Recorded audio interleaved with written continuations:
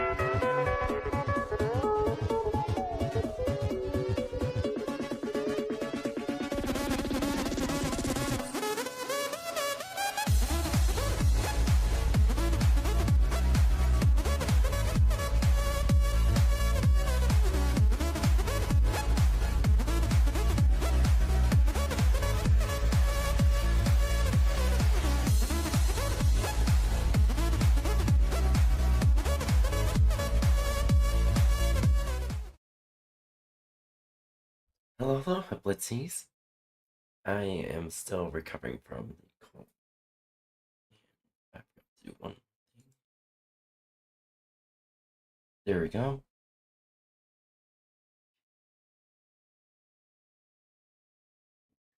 There it is. Sorry, my brain is a little slow. How's everyone been? I can't talk much because well, obviously I'm still a bit sick. Yeah, may notice I changed the way I name my streams, mostly because I got some advice from a friend I know who also streams, and yeah, the way, so hopefully they gave me advice, so hopefully the way I will now be naming my streams will hopefully bring hopefully get us more recommended by all the algorithms. There you go.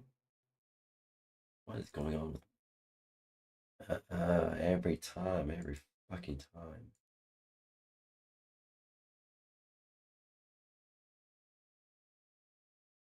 There we go. There we go. Yeah, I can't talk much.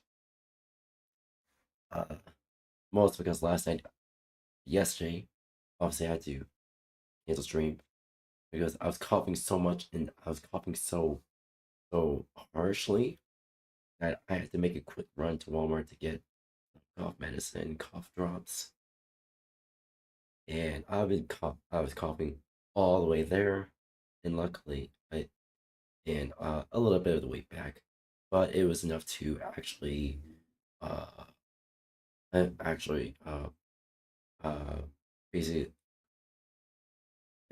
all the coughing just shot my vocal cords. All right, anywho,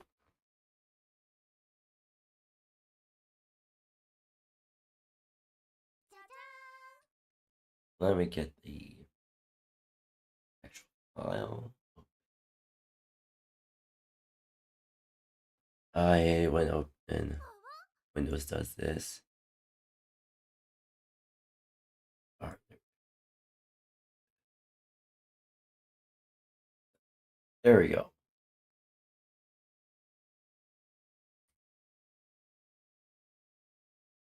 Alrighty.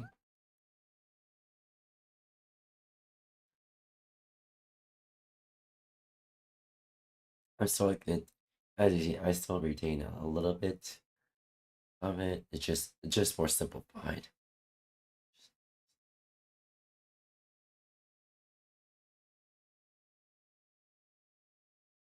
YouTube is gonna remain the same because that's pretty much how it's always been for YouTube.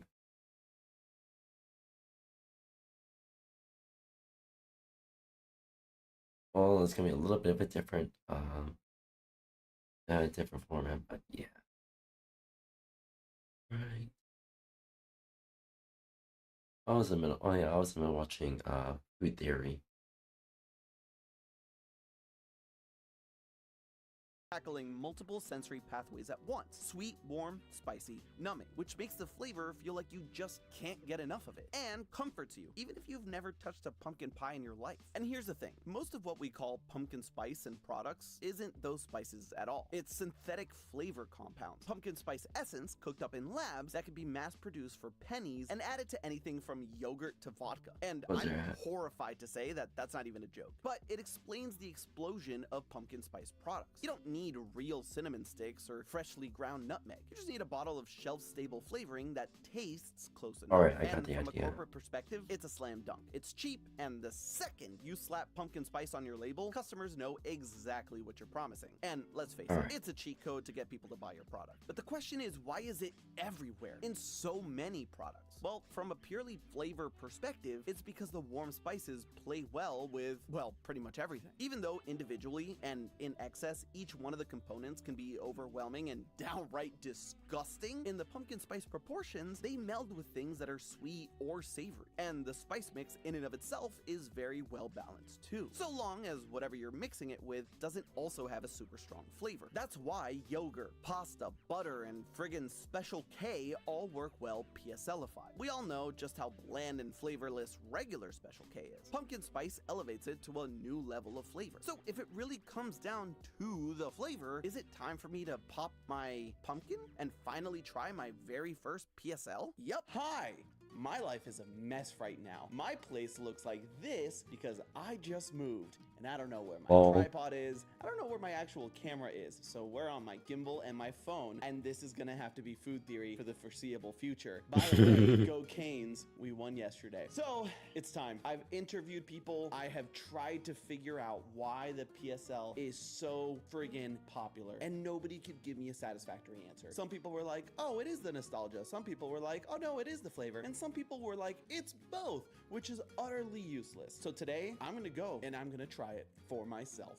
Let's go. But while I'm at it, I just had to ask the barista at my local Starbucks why they think pumpkin spice is everywhere. That's where you'd hear the audio of the answer they gave. If we had any. Technical difficulties, what can I say? Our barista friend suggested that the real answer is simply that it's only around for a limited time. This is the answer I was honestly hoping wouldn't be the one. When I started researching for this episode, there was one common thread that kept popping up: the seasonality of the flavor. Reason I wasn't too keen on this being the answer is because it means we are suckers, basically. Pumpkin spice anything is only around for a few months out of the year. Starbucks and anyone that sells their version of their product pumpkin spice makes sure to keep it that way. It creates artificial scarcity. Artificial scarcity is when a company will purposefully I hate that. whatever they're selling, even if demand is high, in order to create a sense of urgency, a sense of FOMO. It makes me cringe, but the fear of missing out really is strong enough. So these companies make us feel like we're gonna miss out and have to wait a whole other year to drink it. So when it is around, we scramble to buy up every last pumpkin spice product we can. It's a similar concept to limited time items you see at places like McDonald's, except instead of just the McRib coming back willy-nilly, Starbucks and these other food manufacturers have made sure to tie their food and drinks to the season. In a way, it is the power of nostalgia, but one that Starbucks has artificially implanted in us over the years. The PSL doesn't make you nostalgic for Thanksgiving or pumpkin pie, though. Starbucks has just assured over the years that the PSL makes us nostalgic for the PSL. Then our own brains betray us, because we start to associate this drink with the fall. Summer heat starts to cool down, the leaves start to change those gorgeous colors if you're anywhere other than Miami, and the holidays are right around the corner. Classical conditioning. Russian physiologist Ivan Pavlov showed this phenomenon with his dogs. He'd ring a bell for his dogs every time their food was ready. Over time, they started to associate the ringing of the bell with food, and even if there wasn't any food, the bell would still make them salivate and think it's time for them to eat. Same thing here. When fall starts to rear its cool head, we start salivating, figuratively, and literally in some cases, for that pumpkin spice. And when we start seeing it everywhere, we know that it's fall again. It's a vicious cycle. Darn you, Pavlov! And now it's my turn. Darn you, psychology. I finally did it. I finally got my very first grande pumpkin spice latte. It's time to try it and see what the hype is about. Oh my god. I get it. The fall gods have shown me the way. I have to say, in all seriousness, it does have a very nice spice. I think the cinnamon, a little bit of the nutmeg really comes through. There's a little bit of bitterness even at the very back of the mouth. It's a very complex flavor. It doesn't punch you in the face with a lot of sweetness. It doesn't punch you in the face with any sort of thing. It's a very smooth experience. And I have to say, while I don't necessarily get the nostalgia factor, I understand how this might make you want to cozy up by the fireplace and, you know, enjoy a little time. This is not the coffee that you have to like burn through an all-nighter because you need to like work hard and study. I really think I get that this is just a relaxing drink. It is getting your caffeine kick in a relaxing way that you can just enjoy and sip and slow things down. It really encourages you almost to slow down the drinking experience And I have to say, I'm a big fan. I might actually start getting these more often. So why is pumpkin spice everywhere? Because it's a perfect storm. In America, nostalgia made it iconic. Globally, the chemistry makes it universally appealing. But more than anything, as much as it sucks to admit, we are suckers for good old-fashioned marketing. Starbucks dangles that pumpkin right in front of us for just a few months a year and yanks it away just when we've had enough time to settle into our jammies with our lattes and cozy up by the fire. And then we're left waiting and waiting until the next time it comes around. And through classical conditioning, we have started associating this delicious drink with all the things going right in our lives just as the fall season starts up. But hey, that's just a theory. A food theory. Salud. Hey, have you ever wondered why matcha is everywhere? Ooh. Make sure to click the link on the screen now. And as always, I'll see you next week. Alright. That flavor, but can be really Alright, there. Hi, Now. welcome to another episode. There we go.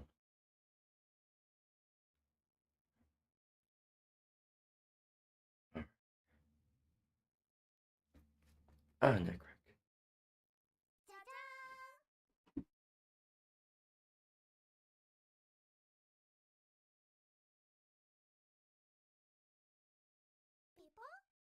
Episode of Cold Fusion. Since 2023, the fast food chain Taco Bell introduced artificial intelligence at over 500 locations in the United States. The aim was to reduce mistakes and speed up orders, but in some cases, AI delivered just the opposite. Like this frustrated customer. And what will you drink with that? I want a large Mountain Dew. And your drink? McDonald's drive-thrus also tried AI, but decided to scrap it because it was too unreliable.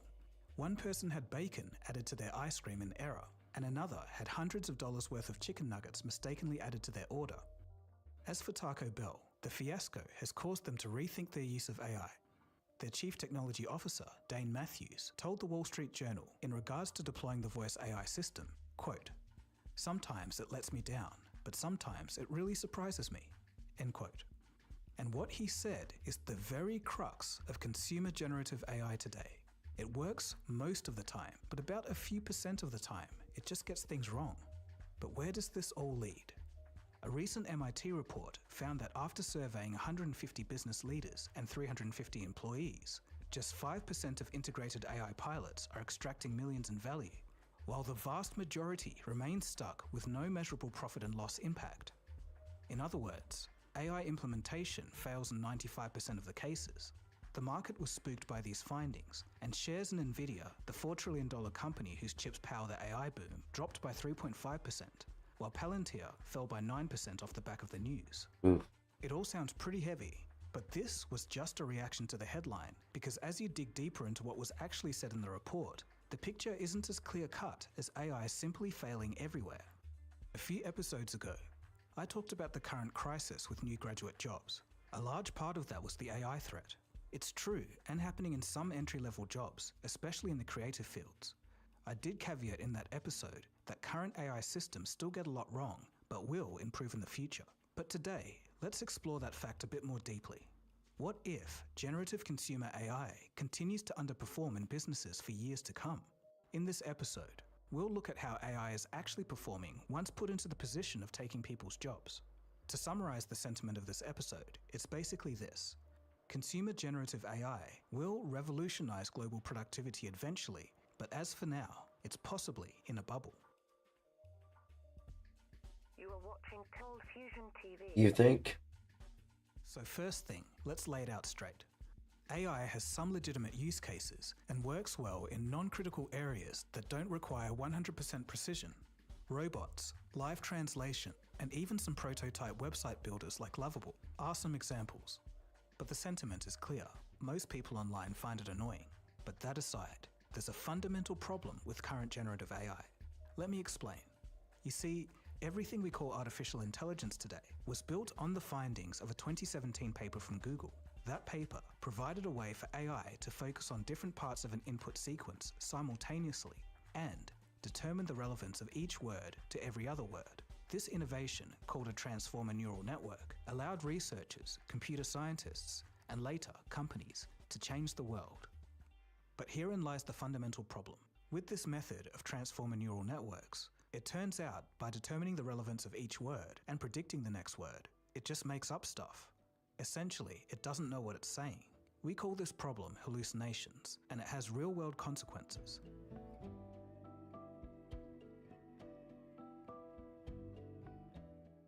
Picture this.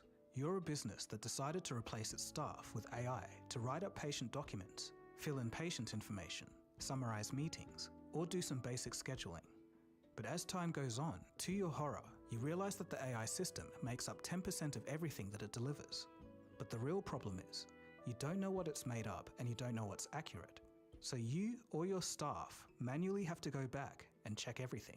This ends up just being extra work for the remaining staff, and ultimately is a waste of time. It sounds stupid, but this is exactly what's happening. Now, the following are Reddit comments taken from those in the workforce who had to take the brunt of upper management thinking that blindly implementing AI was a good idea. Quote, "My company paid for some AI scheduling software a few months ago, thinking that it could free up the accounts team so that they could continue their hiring freeze in that department. Now the accounts team is having to do extra work making sure the program isn't messing everything up. Not to mention our production team that never had to worry about schedules is double/triple checking everything. They're finally scrapping it for some basic scheduling software." And same experience here. Products sold and demonstrated to be a lifesaver.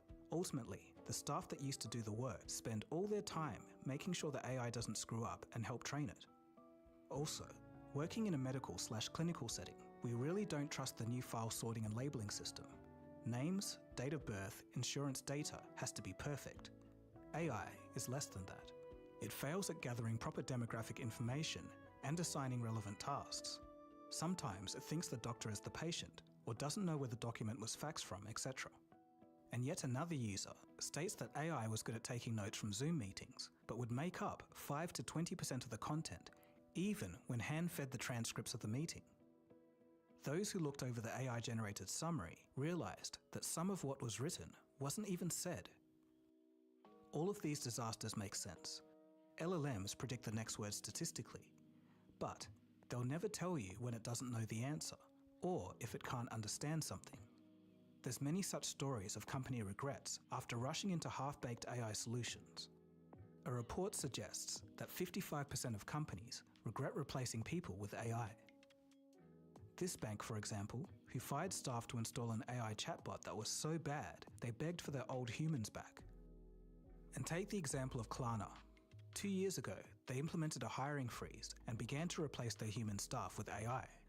By 2024, their headcount had fallen from 3,800 to 2,000. But lo and behold, their customers wanted to speak to actual humans. Klarna said that its AI chatbots perform the work of 800 employees, but the company admits that their service quality and customer satisfaction have dropped, and they lament that human interaction is still needed. On replacing people with AI, the publication Fortune notes, quote, "Not only is it short-sighted, it's fundamentally bad business. The companies cutting people today in the name of AI will be the ones playing catch-up tomorrow. There's no doubt that AI is excellent at doing more with less. It speeds up processes, cuts down repetitive work, and buys back time. But AI on its own cannot create the next generation of products and services." End quote. So on Cold Fusion, we try to be thorough here. So it has to be said that all of these failures aren't the full story. There are indeed companies that are extremely successful at using artificial intelligence.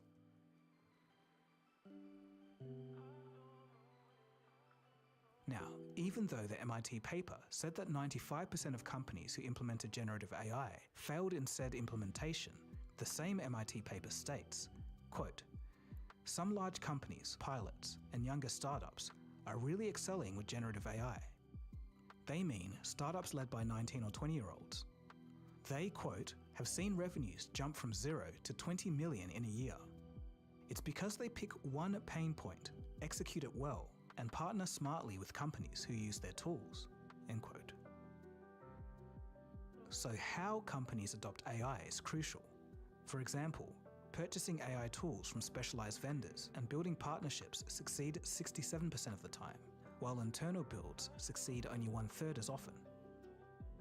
This goes to show that you can't just slap AI everywhere and expect it to work. It needs thought in its implementation and also depends on the specificity of the AI tools in question. But in the grand scheme of things, it's still early days for AI, and it'll be naive to think that it will stay the same forever. All it would take is another groundbreaking paper, a new underlying neural network architecture, and everything could change again. This could mean another giant leap forward that none of us are expecting. But in the meantime, it's uncomfortable territory. So what happens?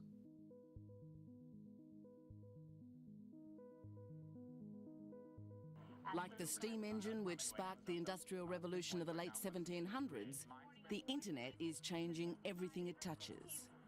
And at the cutting edge of the revolution is Wall Street. In the dot-com bubble during the mid-90s, everyone who simply put a .com at the end of their company name saw massive valuations because investors who didn't understand the technology saw them as the future. In reality, these companies had no solid way of making a profit or didn't even have a business plan. When the broader market realized that it was all a smokescreen, the sector crashed. Most companies went out of business, and only a handful made it out and are giants today. So let's compare that to the AI wave of today. The long-awaited release of ChatGPT 5 was a disappointment, and many users even thought the previous version was better, and this caused OpenAI to scramble. In addition, the company was also caught blatantly fudging the performance numbers in some very strange graphs. Incremental rather than revolutionary was the tone. Soon, Meta would announce that it's downsizing its AI division, and this comes amongst a growing chorus of analysts saying that AI is heading towards, if not, is already in a bubble. And next, we have the massive valuations and spending. NVIDIA H100s, the GPUs that power the artificial intelligence boom, are about $30,000 to $40,000 each. Google has 26,000 of them, and they've managed to create AlphaFold, Gemini, Veo 3, and more. But Meta, on the other hand, has 600,000 NVIDIA H100s. And while they do have the open source Llama LLM, it isn't discovering new science like Google's AlphaFold for 23 times the compute. And to give you an idea of how extreme this is all getting, AI itself has caused a 4% increase in electricity use in the US. Morgan Stanley states that data center investment will reach $3 trillion over the next 3 years in preparation for AI use, and of course, that's heavily fueled by debt. The belief is that AI will cut costs by 40%, and that should add $16 trillion to the S&P. But as we've just seen at the beginning of this episode, according to that MIT study, that could be very unrealistic. So this could be the future if AI doesn't improve massively soon. Number 1. Business executives and business owners will get frustrated with hallucinations, useless solutions, bad code, and a very poor return on investment. Number 2. A lot of the AI gurus like Sam Altman will have to admit that artificial general intelligence isn't going to be achieved by LLMs, and they're essentially a dead end. Number 3. The general populace begins to get sick of LLMs, and we're already seeing it. The absolute flood of AI slop, the hallucinations, AI agreeing with what users say, sometimes driving them insane. Number 4. In seeing this, the venture capital finally dries up, and LLMs become just too expensive to justify, unless there's a massive increase in efficiency. The cost to run OpenAI's data centers, all the pipes and guts and things that like keep AI running, is about $40 billion a year. Their revenues right now are only like 15 to 20 billion. And finally, number 5. After a long winter, new implementations come around that truly live up to the hype promised by the first wave. So just like the .com bubble, there's going to be a few winners that rise from the ashes. But if or when it crashes, from here, we see the true artificial... Hi, Nobella. How are you? I'm currently recovering from a cold.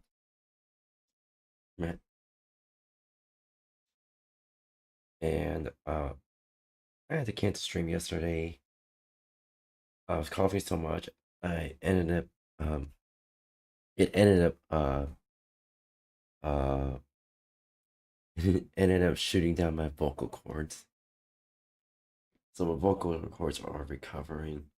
as we speak.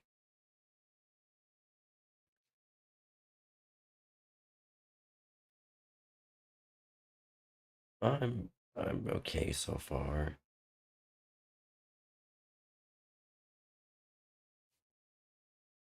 Recovering from a cold. I'm outside of that. I'm pulling through.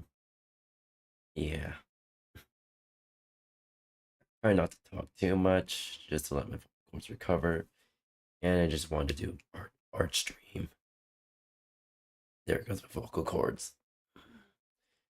Yeah, thank you. Hope you enjoy. Hope you stick around and just vibe here. Artificial intelligence companies that last the distance.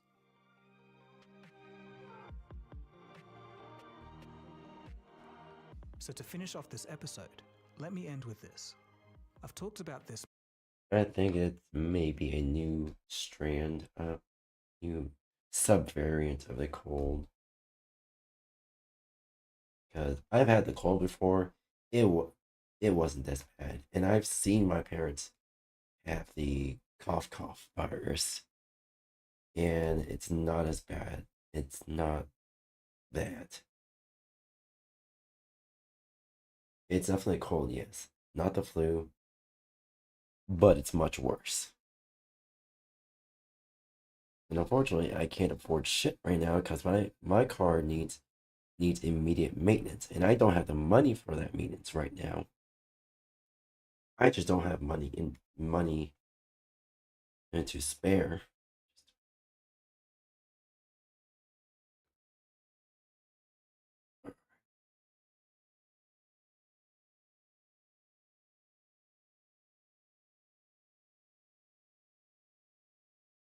Thought in its implementation and also depends on the specificity of the AI. Also, I was watching how this video basically talking about how AI is just basically a bubble, and how companies fail to implement AI. AI tools in question, but in the grand scheme of things, it's still early days for AI, and it'll be naive to think that it will stay the flying .com bubble during sector crises. I go back where I is was. ready to create 23 times the There we compute. go. And to give you an idea of how extreme this is all getting, AI itself has caused a 4% increase in electricity use in the US. Morgan Stanley states that data Chat, make sure you stay safe. Make sure you get your vaccines. center investment will reach $3 trillion over the next 3 years in preparation for AI use.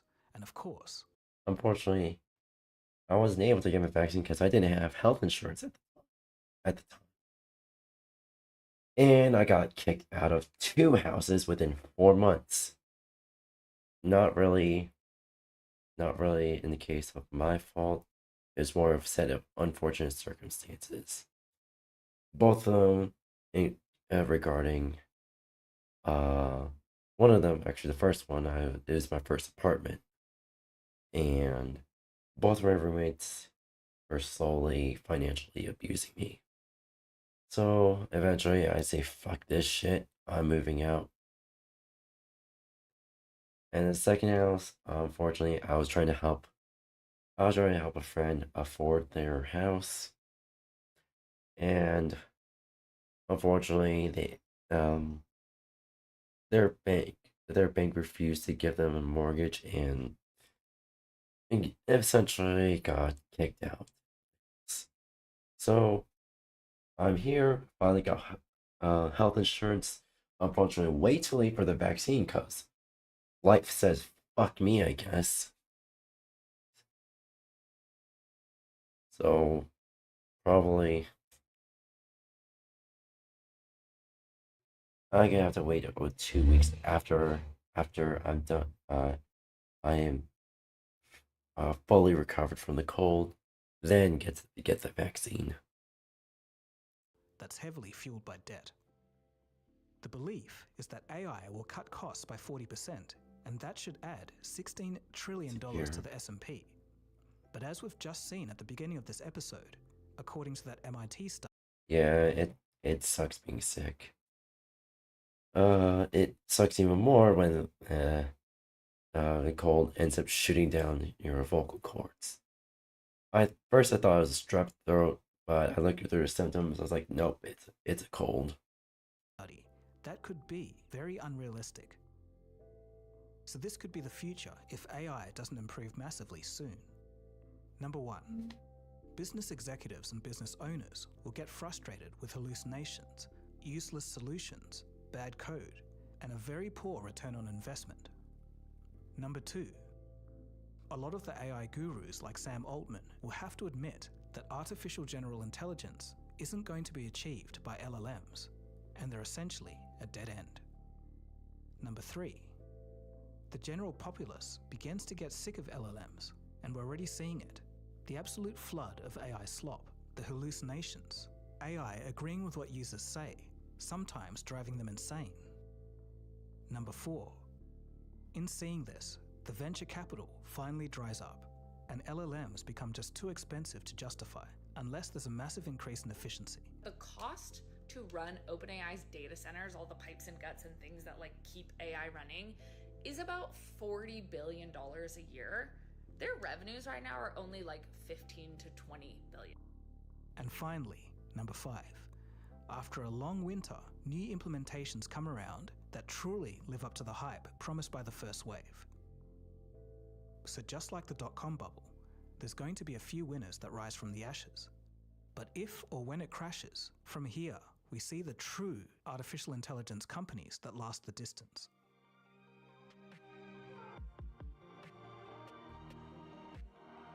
So to finish off this episode, let me end with this. I've talked about this many times in my older episodes, but take a look at this diagram.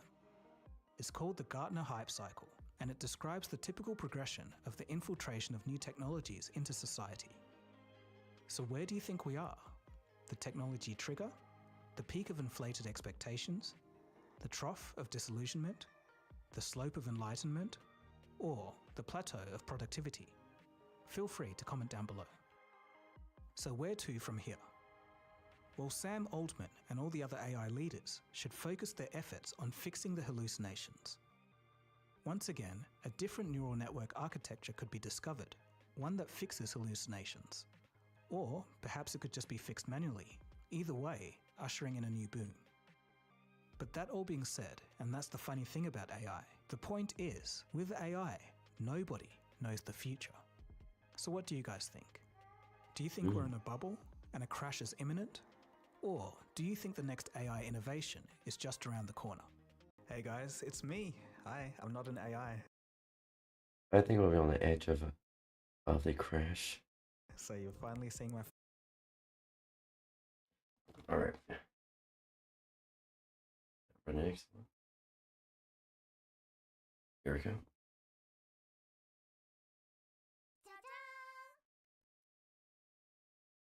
Alright, how's it going everybody? Welcome to another Need for Speed Most Wanted video, and today I'm going to be doing a subscriber request requesting me to cover pretty much every glitch I could find in Need for Speed Most Wanted. And while I'm sure most of these glitches are known by the community already, I did want to fulfill this subscriber's request, as well as maybe shed some light on some lesser known glitches in this game. Now let's get started. Starting off with the glitch I think everybody is most familiar with, the bus station glitch. For those who don't know, I love watching glitches. Drive to the bus station, which is located here on the map, crash into the glass, drive up this ramp, and park yourself right here. And for some reason, the cops won't be able to see you. This means that you can easily farm bounty and complete pursuit duration milestones without even having to worry about getting busted. And if you want some extra style points, try crashing into this pillar to warp yourself on top of the ramp. Now for the next glitch that I'm sure a lot of you are familiar with, the out of level glitch. Drive to this location in Camden Beach, face the garage door, put on the far camera, look back, and you'll be able to drive forward through the wall. And as I'm sure most of you know, you can use this glitch to speed run the final pursuit and complete it in under 3 minutes. And while we're pretty much on the same topic, let's go ahead and cover this glitch that allows you to access the old bridge early. To do this, crash into the bucket of this machine, turn right, then turn left, hit the wall, hit reset car, and you should be respawned through this pile of dirt, which will allow you to pass through and explore the old bridge area. And I know I mentioned the bus station glitch already, but there's actually another police blind spot that, while still relatively known, is not as popular as the bus station glitch. Basically, you drive to this amphitheater right here, which you can find using this pursuit breaker, drive around the back, park here, Thank you. and again, the cops won't be able to see you. While the Rockport Originally supposed to be generic librarian, generic character challenge, supposed to be like a librarian theme. Instead, it devolved into what if there was a witch that got the Omnitrix, or basically what I call the witch tricks.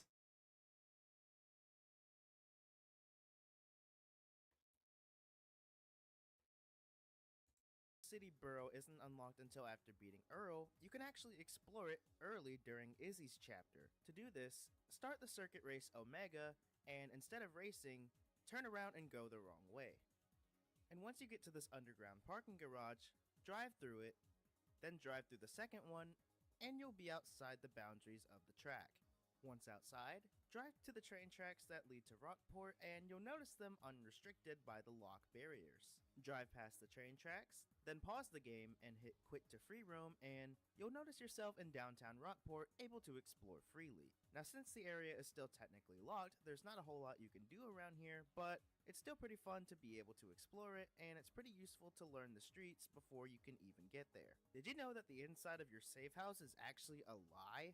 What? Let me explain what I mean. So you'll need to be at the Rosewood safe house in order to do this. Start by going to free roam, crashing into this wall near the dumpster, and then reverse into the wall behind you, hit reset car, and you'll notice yourself warped inside the garage. And as it turns out, there's nothing in here. Is Heat5 giving you a little bit of trouble? Have you completed all your milestones, but you still can't seem to escape the cops? Then let me show you this glitch that I already covered in my stock 𝑖S-300 run. For this to work, you'll need to evade the helicopter first. So drive to this spot on the map, drive through the open gate, and park yourself behind these boxes and wooden planks. Once your evade meter starts to fill up, back up a little bit, and then drive into the hiding spot until you notice the cooldown bar says hiding. Once you've done this, you've pretty much escaped the pursuit with no problem.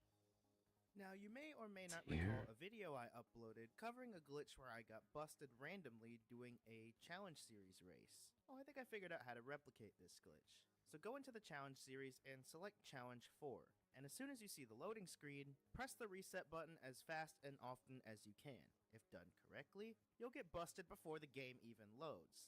A pretty pointless glitch, but an amusing one nonetheless. I'm not sure which other pursuit challenges this works with, but feel free to try whatever you want. Are you having trouble with Razor's third race? Well, you shouldn't be, because let's be honest, he drives worse than a blind, dementia-riddled 81-year-old grandma. But let's say, for the sake of the video, that you're struggling with it. So once you get to about 60% of the race, you want to go to the front end of this barrier and squeeze through this gap you see right here. Once you get past it, take the path that I'm showing you in the video.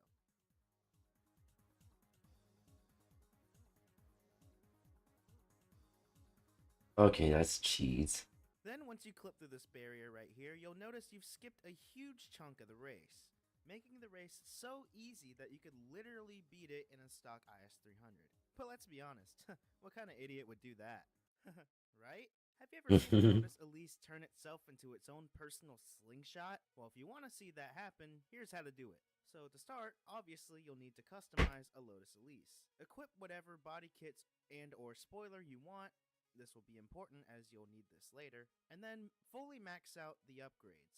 Now here's another important step. So you will need to equip all of the Junkman parts as well as the ultimate upgrades. You can get these through the Burger King Challenge cheat code or through extra options. And once you have everything you need, go into any race you want. Once there, pause the game and go to performance tuning and set everything to -3. Then you want to hold down the brake and the gas at the same time while simultaneously holding one of the steering buttons, and once your rev limiter has hit the max, simultaneously let go of the gas and the steering, and just hold down the reverse button. Again, this glitch is pretty useless in a race, but it can be pretty fun to mess around and slingshot and catapult your car. Just like in the case of Omega, the track West Park and Lions has a place where you can free roam during the race. So you want to get to about 79% of the race, and instead of going the correct path, make a really sharp right and turn around and pass behind this barrier. This is a more pointless free roaming glitch again, but it's still pretty interesting to see how the developers didn't put a wall here. So I'm sure most of you who have played this game know about this roundabout and how you can get to this underpass, right? Well, for those of you who don't, what you want to do is you want to scrape this wall right here, and then you want to hit the reset car button and you'll find yourself in the middle of this locked area. Now let's talk about the infamous defeated bug and pretty much everything it does. For this to work, you'll need two things. One save game where you've already beaten Razor, and another save game that's been at least played past the prologue but not yet completed. Start the game and load your completed save file, and then immediately after, load your not so completed save file. As you can see here, the game thinks I defeated Sunny even though I have none of the requirements to race him. Another interesting thing this does is unlocks all visual and performance upgrades. Of course, you'll still need the money to pay for them, but it's a pretty cool thing to have pretty early on in the game. Strangely though, it doesn't unlock all the cars. But if you ask me, you probably won't need to buy anything else, seeing as if you save just about $300,000, you can have an upgraded car relatively early. Lastly, this glitch allows you to do the final pursuit in whatever car you race Razor in. Unfortunately though, this does mean you won't get the BMW back by the end of the game, so if you want to use any car during the final pursuit and keep the BMW at the same time, I recommend doing it this way. So, first of all, you're going to need for Speed Extra Options, which you can find by literally searching it on YouTube. Once you've extracted everything to your game folder, go to Scripts and nfsmw extraoptions.ini and find Replay Blacklist Races. Set this from 0 to 1 and then go take on Razor.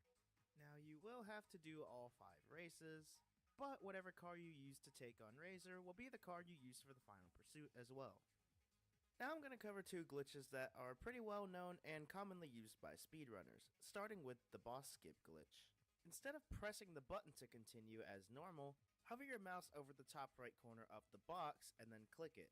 You'll notice that instead of selecting markers from the current boss that you just defeated, you're selecting markers from the next one instead. Now I will say to be careful with this because you will miss out on the skipped boss's pink slip. So if there's a blacklist car that you really want, I suggest not skipping the boss. Now for a glitch that unfortunately has been patched in version 1.3. But if you have retail version 1.2 or any other console version, consider yourself lucky because this is a huge time saver.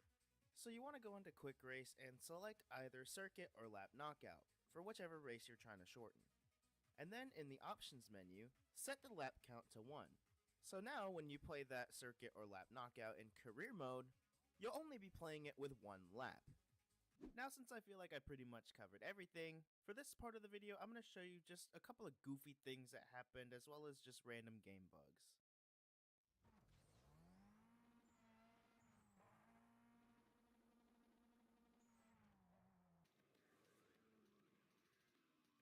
Lol.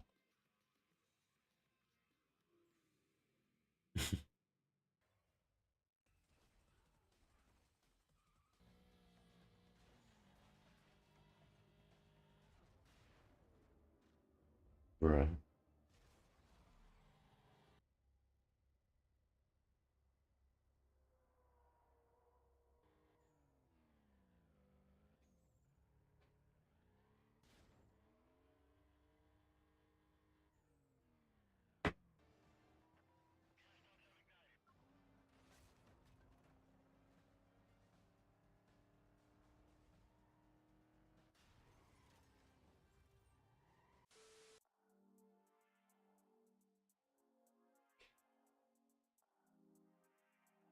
Hello.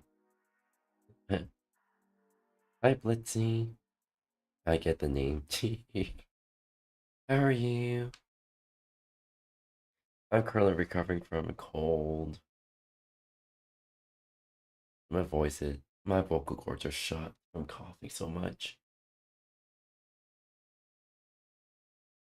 Alright.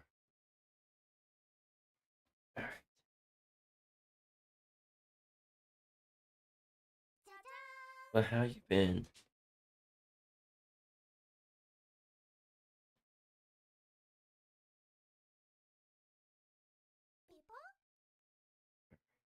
The rebar incident.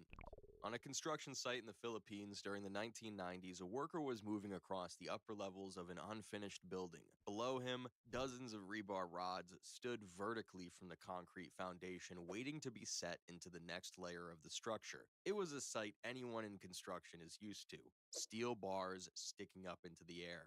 One misstep was all it took. He lost his balance, tumbled off the edge, and landed straight onto the cluster of rebar below. Multiple rods pierced his body in an instant, one driving through his torso, another bursting through his thigh, and at least one more exiting clean through his shoulder. The sheer force pinned him upright, skewered like meat on a spit. He was conscious when rescuers reached him, writhing in agony, blood spilling down the rods beneath him. But cutting him free wasn't simple.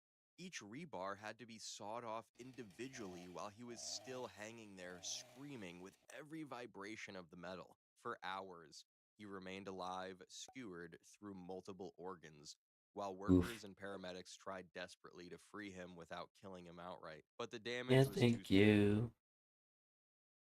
Hopefully the next day or two I get better. I just make sure to take off 0.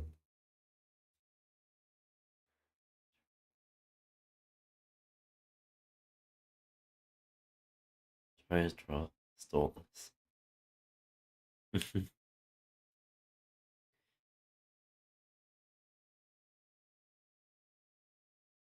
Hey, no piece, no art piece is a mistake. Every single art piece is a happy accident. Yeah, try to lighten things up. But hey, a Teen Titan has been Hotel OC combo doesn't sound bad.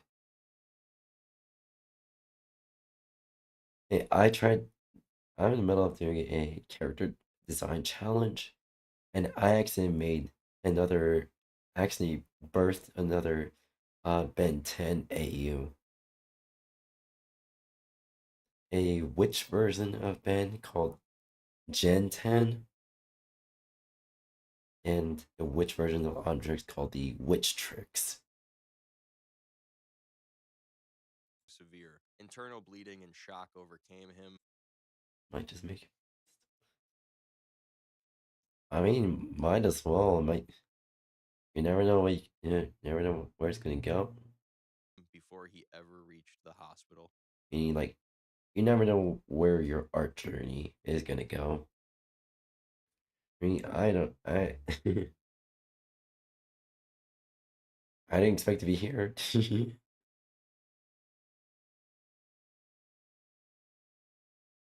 Yeah, I've always wanted to do digital art, learn digital art. I started out with traditional art with color pencils, markers, you name it. And I got relatively good at it until I ended up going no contact with my family and didn't draw for 2 years until I got back with digital art. Hey, I mean, the weirder the better. I'm drawing a witchy Ben 10 OC AU thing. So it's as weird as it gets. It may be weird, but looking back, pretty cool. The cement mixer incident. This next situation takes place in India, on a large-scale building site Oh yeah, I need buzzing to. with machinery and workers rushing to meet deadlines. Common thing with artists like me, I forget to do the shadows or color at all.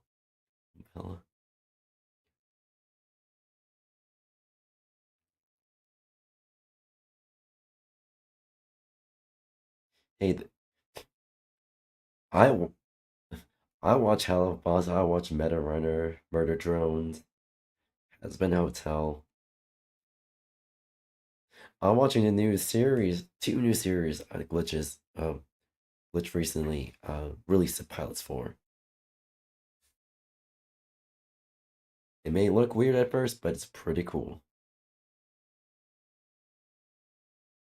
Among the loud roars of engines and the constant Hey, remember 2012 SMG4? Really fucking weird. But I thought it was cool. And I still think it's cool. clatter of steel, a piece of equipment dominated the scene, the cement mixer, which is a massive rotating drum designed to churn concrete nonstop. A worker, tasked with checking the machinery, climbed too close to the mouth of the drum, and with the chaos of the site, with noise and dust clouding his senses, one slip was all it took. He toppled forward and was sucked inside the rotating mixer. Inside the drum, thick, wet concrete spun like quicksand mixed with stone. The worker was thrashed violently against the drum's interior as the heavy blades turned. Colleagues Oof. scrambled to shut it down, but by the time the machine ground to a halt, the man had already been pulverized beyond recognition. When the crew finally opened the drum, what they pulled out was no longer a man, but a broken body coated in gray cement, bones shattered, skin torn, and organs ruptured from the relentless pounding. Some parts had even fused with the half-mixed concrete, as though the machine I mean, we know a certain pair of hands that got their organs ruptured. I'm sorry I had to go there. I mean, yeah, they're a bit weird, but the lore is fucking good. I mean, I wouldn't say good, it's more like it's interesting. had tried to incorporate him into the building itself. The molten steel incident. In I 2014, mean, inside it's on the edge of a masterpiece, but didn't quite hit home. Ben 11. a steel Why are you calling it Ben 11? So, I mean, yeah. Might as well make an AU where Ken 11 got the Omnitrix. steel plant in China, the air shimmered with heat, furnace I mean, yeah, I get that.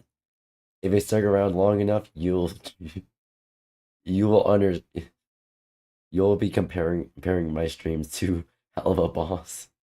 furnaces blazed at temperatures hotter than volcanic lava, and molten steel poured like glowing rivers of liquid fire. Workers moved between cranes, ladles, and massive vats of metal, surrounded by sparks and the constant roar of industry. It looked like just another punishing shift in the steel business, basically like playing tag with lava for minimum wage, until one worker stepped too close to the Oof. edge. In a fraction of a second, his footing gave way. The fall wasn't long, but where he landed was unforgiving. He plunged straight into a vat of molten steel, superheated to over 2,500 degrees Fahrenheit. At that temperature, there's no second chance, no time to scream, and no possibility of survival. His body was gone the moment it hit. The steel incinerated flesh and bone instantly, reducing a living man into nothing more than vapor and ash. Unlike accidents where a body can at least be recovered, there was nothing left to pull from the vat. Only a faint hiss as the liquid metal consumed him Hey, completely. my The workers stood frozen, horrified at what they'd just seen. Rescue wasn't an option, not when the environment itself was lethal to approach. Even with protective gear, no one could survive near a Oh, furnace well. that hot, let alone inside it. By the time the vat was poured out and cooled, any trace of the worker had been erased, fused into the steel itself. The scaffold incident. In 2019, at a busy construction site in India, workers scrambled across scaffolding that climbed several stories into the air. The structure It's India. You know what's gonna happen. No, I mean, oh no, no, not their OC. Also, Blitzy. Unironically, I call my chat Blitzies.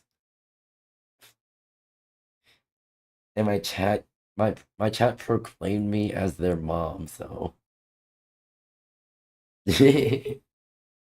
rattled under their weight, wooden planks creaking, metal poles swaying as hammers and drills echoed around the site. To the men working up there, this was just another day of building in the brutal heat, but scaffolds are only as strong as the bolts holding them, And that day, something gave way. In a sudden lurch, the entire structure shifted. Boards snapped, jolts bent, and the whole platform came down in a crashing cascade of steel and wood. Most of the crew scrambled out of the way or clung to the wreckage as it fell, but one man wasn't so lucky. He plummeted headfirst into the debris, landing directly onto a cluster of protruding steel rods. Hey, Proper. How are you, Blitzy? Jutting upward from the wreck. The bars punched Damn, I didn't know you were into vor.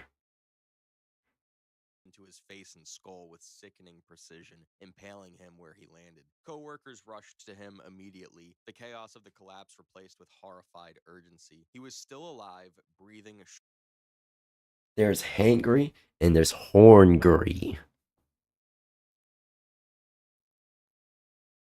shallowly, blood pooling Yes, that's a thing. fast. Oh, hey yo. I'll see you later. But hey yo.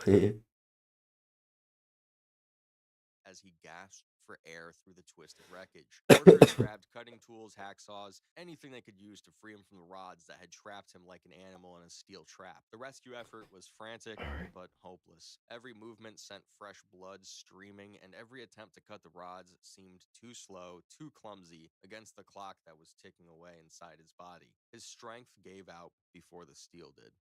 The elevator shaft incident. Unlike the morning rush when elevators are packed with commuters, Yes. this was an empty building, quiet except for the hum of machinery.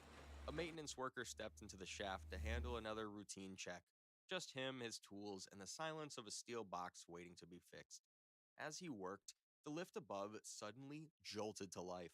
The car began moving downward, slow but unstoppable. At first, it didn't look like a threat. Yesn't. After all, elevators creep along at a pace that feels almost lazy. But in a tight shaft with no escape, that steady descent turned into a nightmare. The worker was pinned against the wall as the massive weight pressed closer, inch by inch. Unlike the dramatic free falls you see in movies, this was worse. Crushing, suffocating, and drawn out. Bones snapped slowly under the relentless pressure, each one cracking like twigs in the dark. Ooh. Co-workers scrambled to hit controls to stop the system mid-descent, but the machinery wasn't interested in human panic. The car kept grinding lower, sealing his fate with mechanical indifference. And honestly, being caught between Duh. floors usually means a late meeting. This time, Got Blitzies, can we keep the chat in English, please? I don't want to have end up muting anyone. Thank you. it meant that the elevator was the So, Proper, especially you, I told you multiple times, keep the chat in English. meeting, and he wasn't leaving it alive. By the time it finally came to a halt, there was nothing left to save. His body had been mangled beyond recognition, wedged in place like part of the very machine he had been sent to fix. The road roller incident.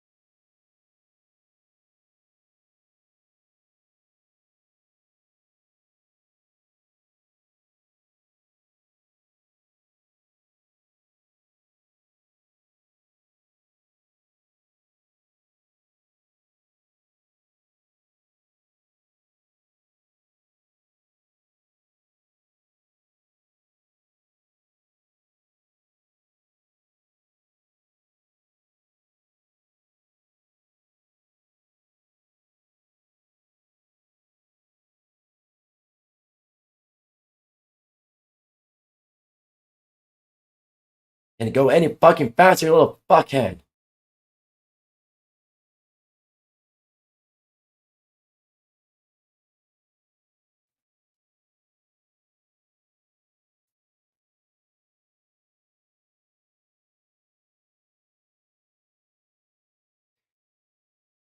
This is the issue of having too many extensions on, even though all of them are important.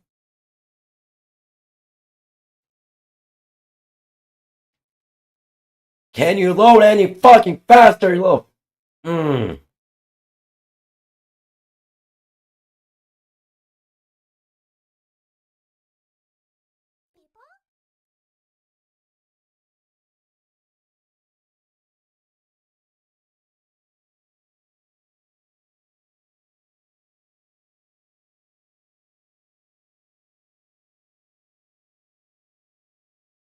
How is it this slow?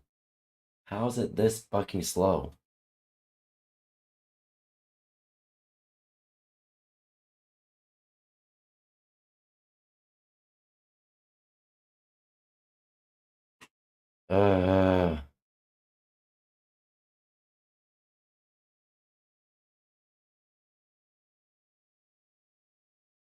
There we go, finally.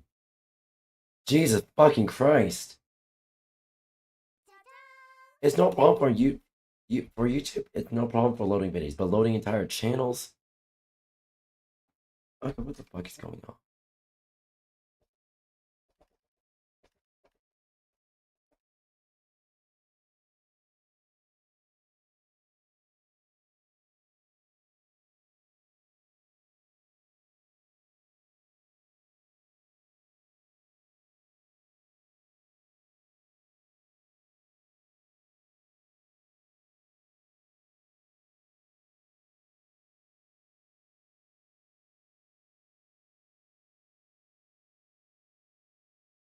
Okay, where the fuck is it?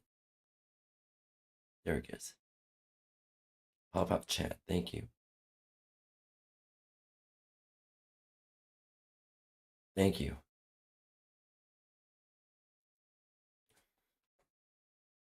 Rover, I told you multiple fucking times. Multiple fucking times. I'm putting you in timeout. 1 minute timeout. I told you multiple fucking times. Keep the chat in goddamn English. English.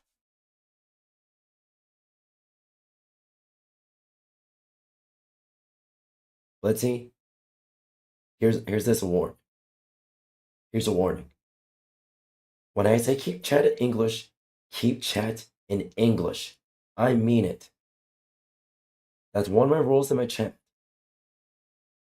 I gave Rover almost 20 warnings. Keep chat in English for the love of fuck.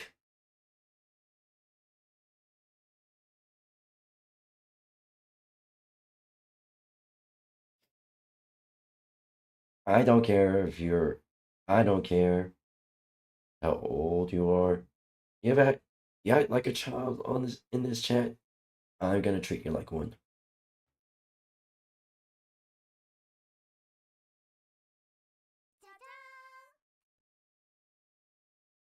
And my voice box is already shot as is. Don't fucking piss me off.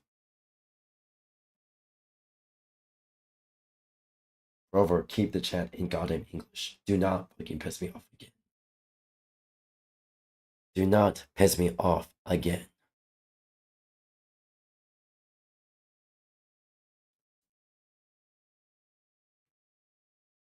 I'm usually chill with chat, but if I have to repeatedly,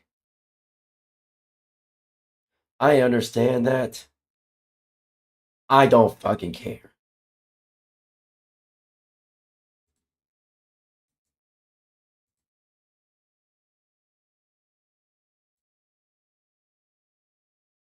Keep that. If you want to use medical terms, fucking give us a heads up you're using medical terms first. If you want to speak another language, not in my chat. Unless you're genuinely from a different country, try to keep the chat in English. you use Google Translate to keep chat in English if you can. But keep the chat in English. Alright? I don't like going on a rant. I don't like being authoritarian. I really don't. I just want to have a chill stream. Please chat. Keep the chat in English. And for people from an international audience, whoever's watching, I'm sorry you have to witness this. And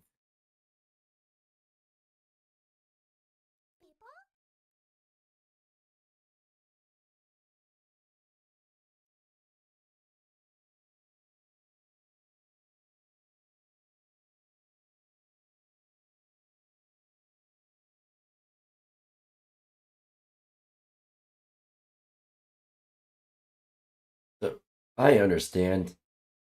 I fucking hate why. I fucking hate the fact that science and medical field use long words to describe stuff. I fucking hate that. I understand why, but I fucking don't like that. Also, if it's not relevant, if it's not relevant to what's going on, don't keep the chat on topic. I don't care what I'm doing. If I'm playing Minecraft, we're talking about Minecraft. If we're watching YouTube, we're talking about what's going on, what we're watching on YouTube. I don't fucking care what you think. I don't care if you think I'm being too harsh. No, here's the rules of my chat. 1, keep the chat in English. Use Google Translate if you have to. 2, keep the chat relevant to what we're doing. Don't go off topic and go and try to steer the chat in another direction. Don't do that. 3, obviously, avoid don't say any slurs or don't use slurs in a way that intentionally hurts someone. And 4, I will give you several warnings. Hell, I'm generous with the warnings.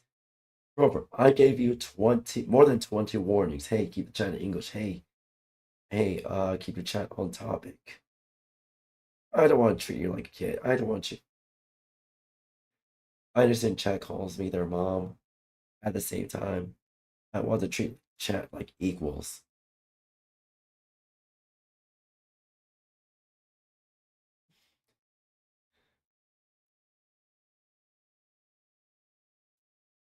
Robert, if you want to leave the chat, go right ahead. Yeah. My apologies, chat, for going on a rant. Dealing with YouTube's YouTube chat.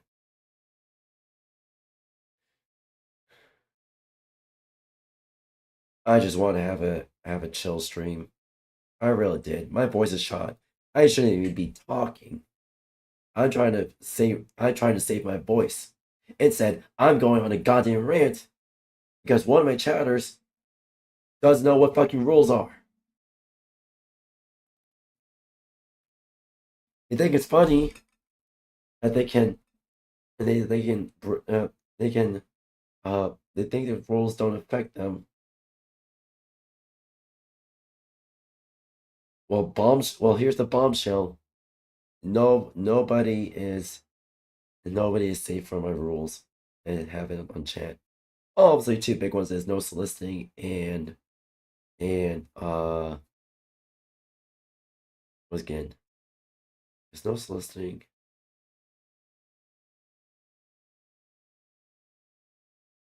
And just be chill. Other than that, pretty much the overall rule is just use common sense. Yes, I will entertain chat. But if I say please keep the chat in English or please let's keep things on topic. At first, that is a request. Then it becomes a warning.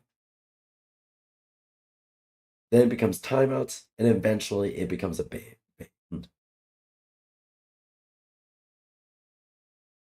I'm sorry to everyone who's watching my stream and me having me go on this rant. But please keep the chat on topic. No soliciting. Basically, don't be mean in chat. And pretty much, last but not least, use common sense. Please. Over, I'm not gonna ban you. I just want you to know, hey, I understand we're trying to have fun in chat, but please can we keep the chat in English and can we not go too wild in chat? Thank you.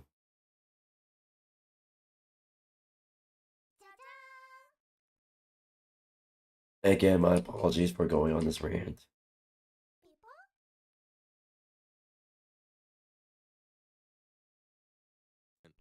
In the 2010s, on a roadwork site in Vietnam, heavy machinery dominated the scene. The loud grind of engines and the rhythmic pounding of equipment drowned out nearly every other. Oh, fuck you.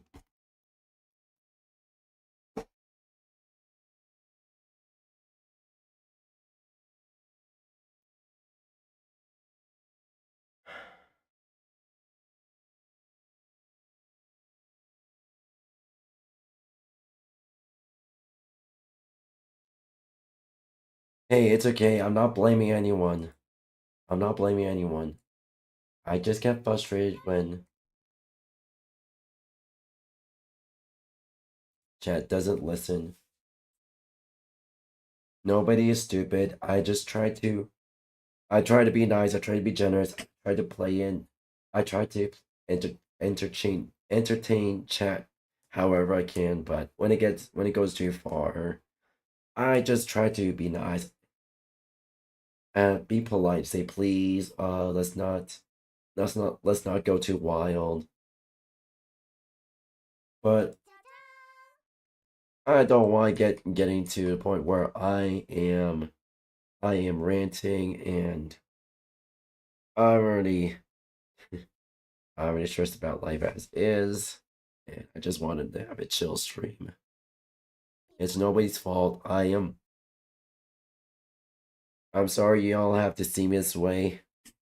Y'all really don't deserve to witness me like this.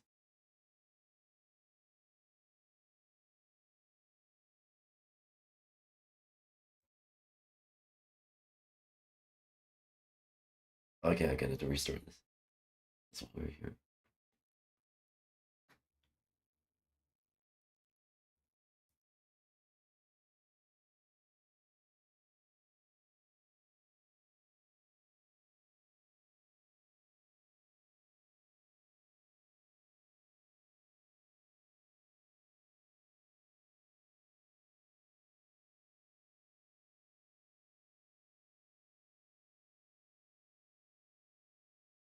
What's going on? What's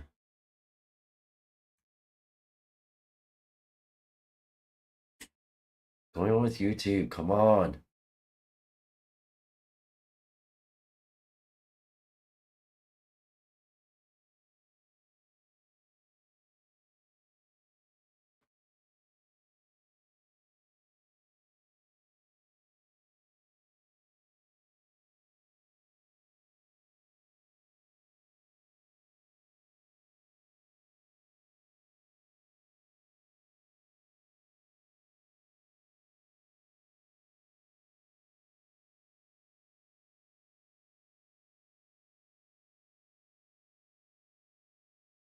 Okay, what's going on?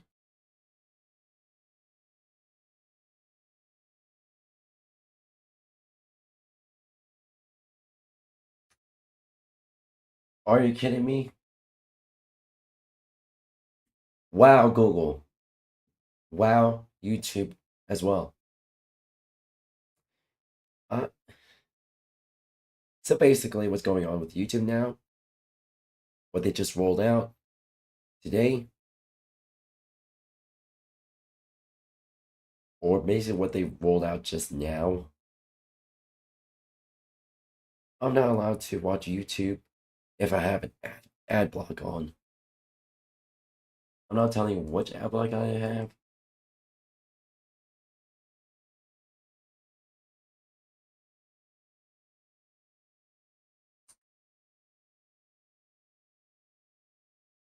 But yeah, YouTube, you're a fucking cuckhead.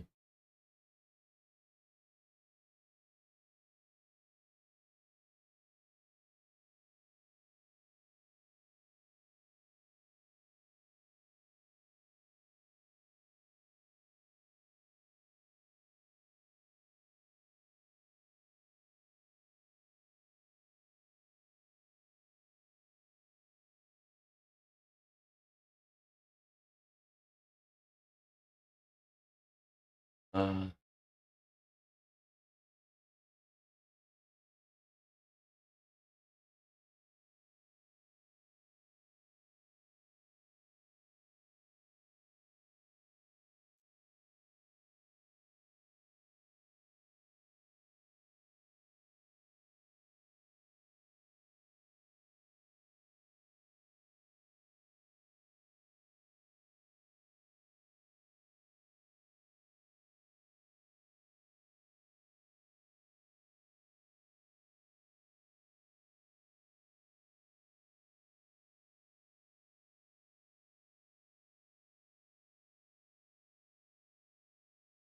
The rebar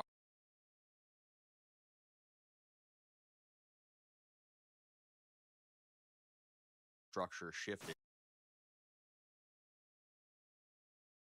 Collapse replaced with horrified urgency. He was still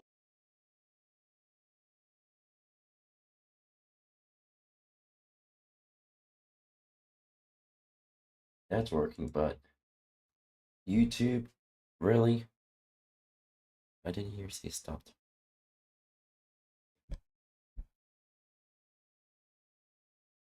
That's partially on me because I I'm not always paying attention to chat, and because I'm also sick, and y'all can't really understand me that well when I'm sick. I'm pushing myself too far with vocal cords. Fuck, I don't like being this way. Fuck.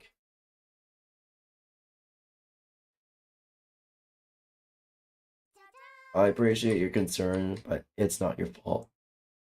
Alright? I'm just letting chat know, hey, let's just use some common sense. Let's not, because I need to know what's going on in chat. Now, I don't understand what's being said. Either y'all gonna have a long ass timeout, or y'all gonna get permanent banned. Again, I'll try to be as polite as I can. Say, hey, please keep chatting English. Please, let's not go too wild. Just use common sense, basically.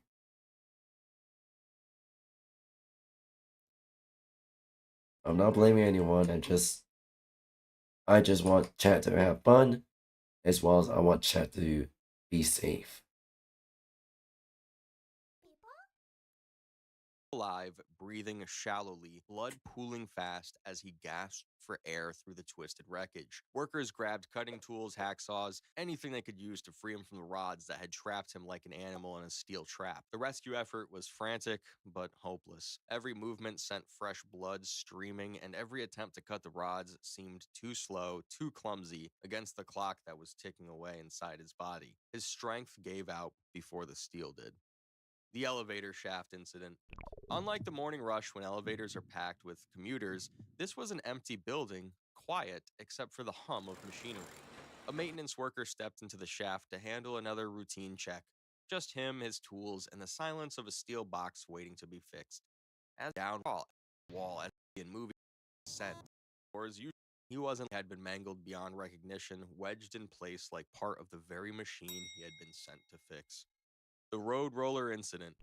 In the 2010s, on a roadwork site in Vietnam, heavy machinery dominated the scene. The loud grind of engines and the rhythmic pounding of equipment drowned out nearly every other sound. Workers moved between the dust and diesel fumes, focused on finishing the endless stretch of asphalt. Among the hulking machines was the road roller, slow, steady, and deceptively harmless looking, like a giant metal steamroller from a Looney Tunes episode. Except here, there was no second takes and no laugh track. One worker lost his footing near the moving machine. In a single misstep, he fumbled forward and slipped beneath the roller's front drum. The weight of the steel cylinder pressed down instantly, pinning him to the ground. Unlike fast accidents where death comes in a flash, this was drawn out. The machine crept forward at a pace that was agonizingly slow, flattening him inch by inch while he was still alive. Witnesses heard him screaming, a desperate wail that cut through the roar of engines as the roller advanced. Bones cracked under the weight, ribs collapsing, his chest flattening as his insides burst and spread beneath the crushing drum. Skin split open, blood sprayed across the freshly laid asphalt, and the machine painted the road with him as it moved. Coworkers tried frantically to stop the vehicle, but momentum and mass weren't on their side. By the time the machine finally halted, there was nothing recognizable left. If you've made it this far, you've just sat through some of the most brutal and downright agonizing ways construction workers have met their end. Why would you do this to yourself? I have no idea, but congrats. That's all I've got for now. So maybe stay out of the elevator shafts, keep your distance from scaffolds, and for the love of everything, don't test your luck with a road roller. Stay safe out there. Funny thing is, in the elevator at a hotel I was at earlier this year. Basically, it broke midway, like between floors. And staff said, "Do not call 911. We can get the elevator working." I was like, "Nah, like that shit." And as soon as you say that, I'm calling 911.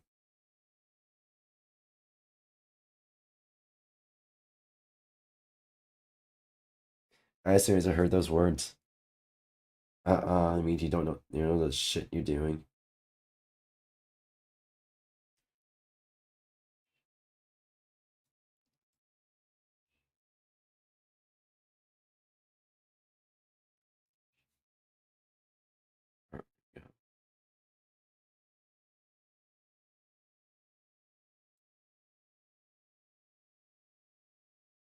Go. I'm going to do shadows for this.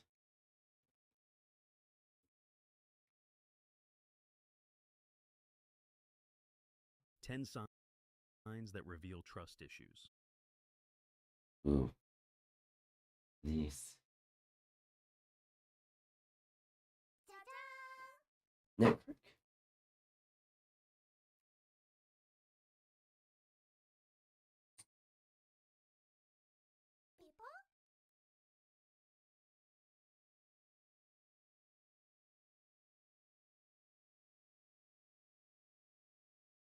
I admired that, the ambition.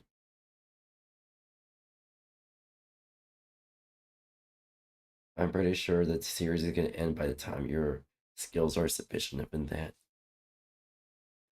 If you'll, but you probably could be an animator on an entirely unexpected, on shows that you would never expect.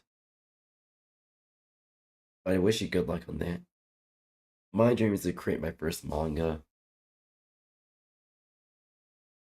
Let's get right into it. Number 1, difficulty opening up. Do you ever feel like your personal life is a top-secret government file, locked in a vault, guarded by laser beams, and only accessible to you? If someone asks, "How are you?" your default answer is a breezy, "I'm fine," even if Yep.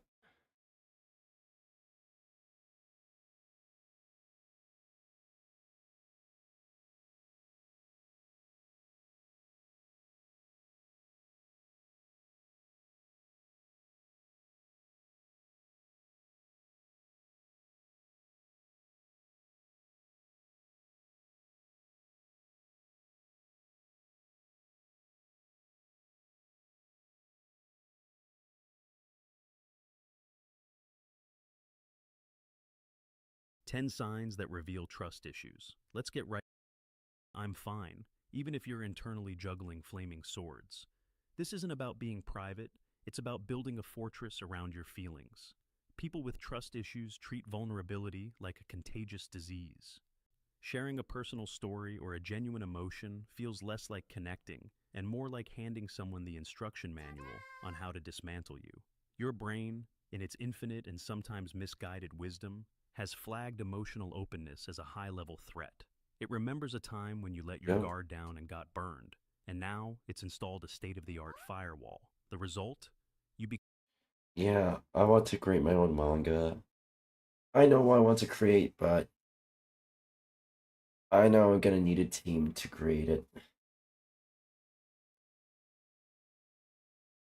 Become a master of deflection, a connoisseur of small talk about the weather, and an expert at keeping conversations floating safely in the shallow end.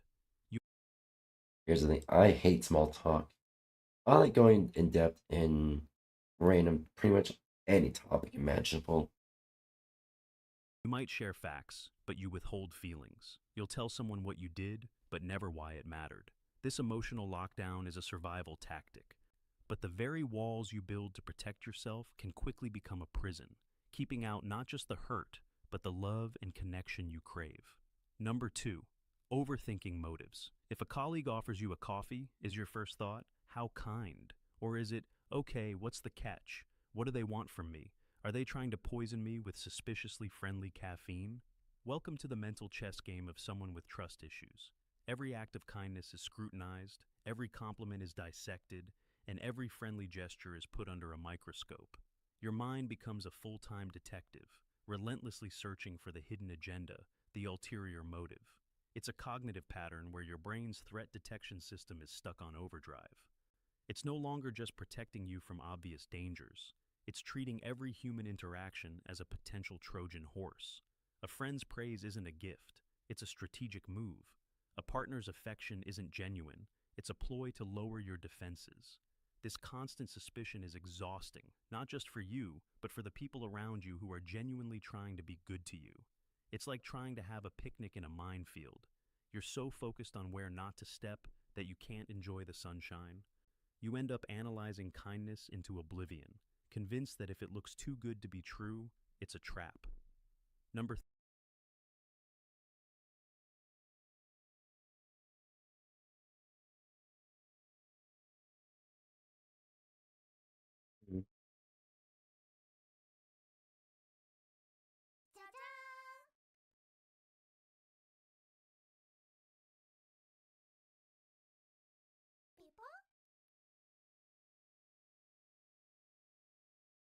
You're definitely seeing things. I'm definitely not moving that blitz push behind your back.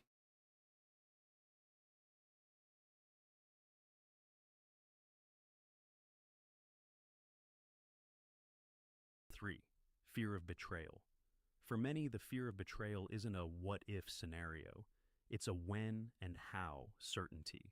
It's a low-humming anxiety that plays in the background of your relationships, a constant companion that whispers cautionary tales in your ear. Even when things are going perfectly, there's a part of your brain waiting for the other shoe to drop. Your partner is late from work, and your mind doesn't default to traffic. It writes a dramatic screenplay about their secret life. A friend doesn't text back immediately, and you're already preparing a eulogy for your friendship. This isn't just run-of-the-mill insecurity, it's a deep-seated Oh no. It's getting into your Wi-Fi. hypervigilance, a state of being perpetually braced for impact. This fear is often a ghost from a past wound, a time when someone you trusted broke that bond, leaving an emotional scar. Now, that scar tingles whenever you get close to someone new. It can manifest as jealousy, possessiveness, or a need to control the situation to minimize the risk of being blindsided again. You're constantly scanning for red flags, searching for cracks in the foundation, convinced you will find them if you just look hard enough, often failing to realize you might be the one creating them. Number 4, struggling with forgiveness. Do you have an emotional filing cabinet in your mind where you store every single time someone has ever wronged you, complete with dates, times, and a detailed report of the infraction? For someone with trust issues, forgiveness doesn't feel like a release. It feels like a surrender. It feels like you're telling the person who hurt you, it's okay. What you did wasn't a big deal, when in fact, it was a very big deal. Holding on to the anger and the hurt feels like holding on to the lesson. That grudge becomes a shield, a constant glowing reminder. Never again. Never forget. The problem is, this shield is incredibly heavy. You're the one who has to carry it. The person who hurt you has likely moved on with their life, while you're still lugging around this monument to their mistake. Your brain has wired that memory to a threat response. Forgiving feels like willfully deleting your best defended antivirus software, leaving your... Honestly,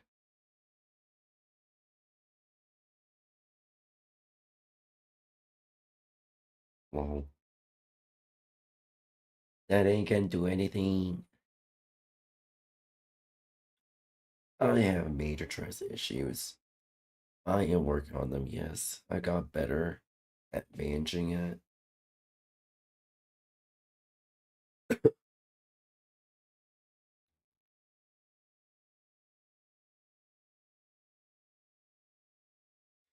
I've grown, lol. I kind of just categorize it like a filing cabinet. Level 1 and level 2 infractions. It's forgivable and it'll take time, but still forgivable. And there's level 3 to level 5. It'll take time for me to decide if it's forgivable or not. Then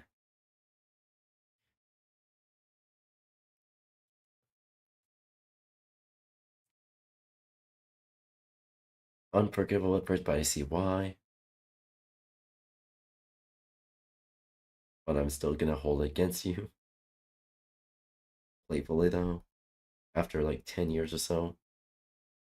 And then there's I can forgive you. And there's only 2 people that are on level 5.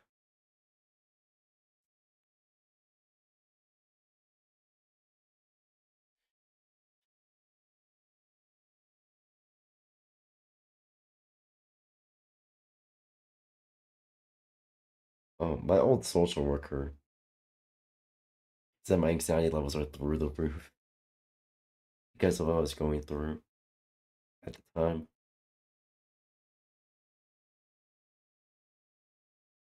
She said, like, no medication is gonna resolve this. We need to get you out of this situation and get you therapy. System vulnerable to the same attack. But eventually, the government said, no, it's fine. And it pissed off about the government for that. So the wounds never truly scar over. You keep them fresh, picking at the scab to make sure the pain, and therefore the lesson, is still there. It's a painful paradox. The very act you think is protecting you is the one keeping you trapped in the past. Number 5. I learned to forgive people. Mostly, if it's situational, then yeah, I forgive the person. Yeah, I'm living on my own now, so yippee. Yeah.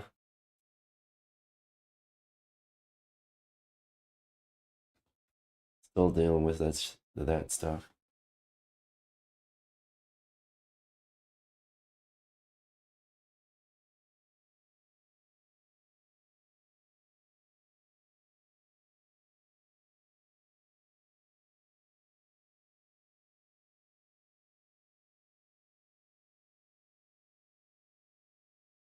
You know?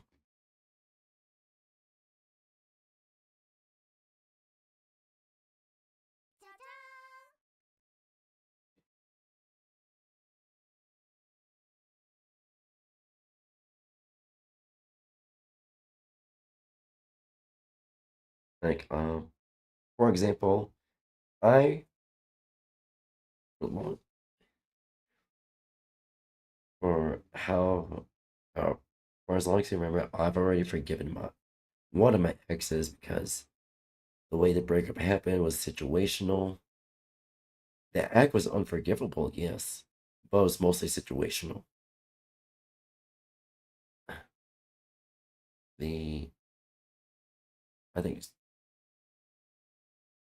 and second ex, I just couldn't forgive her because not only she had, okay, to be YouTube safe, she had, forcefully trained me. And yeah.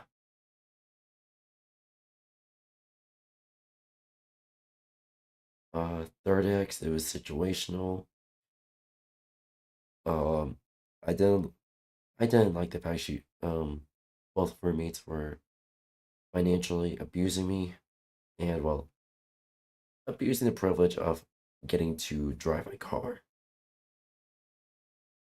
Because I was the one who's paying for the oil changes and general car maintenance. Eventually I had to just revoke access to my car. They kicked me out of the apartment.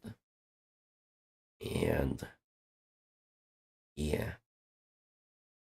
And I'm not going into detail what happened after that, but I'm here now. That matters. For control.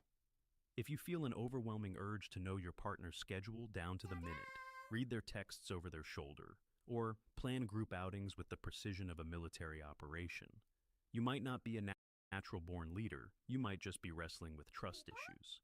This desperate need for control isn't about being a domineering person. It's a strategy to manage overwhelming internal anxiety. The world feels chaotic and unpredictable, and people even more so.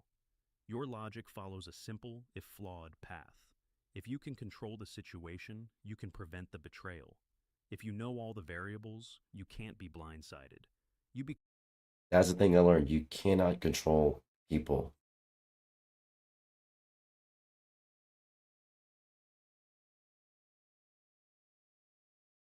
Trust me, Blitzy, nothing is wrong with you.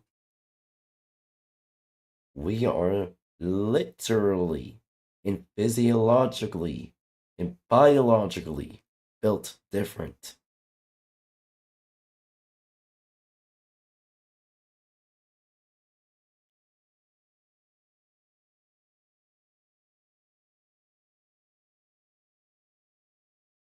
Let's just say cortisol, which is a stress hormone, and adrenaline is quite broken and the tank is leaking.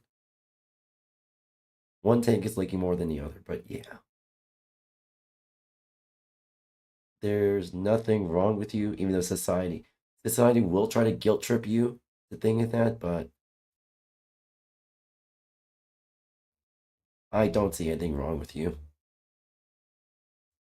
Become the director of your own life, and you want to micromanage every actor, every... Hey,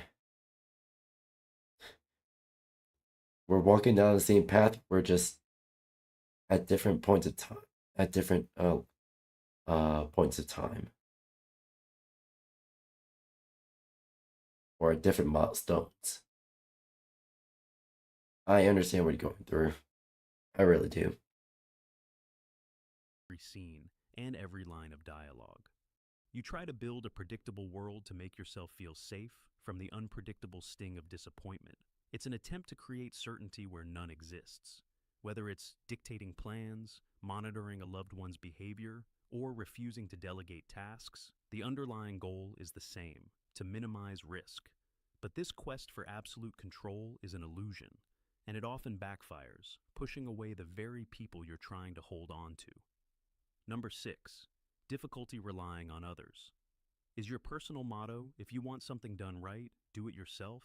Do you break out in a cold sweat at the thought of a group project? This isn't just a sign of a strong work ethic. It's a hallmark of someone who has learned that relying on others is a recipe for disappointment.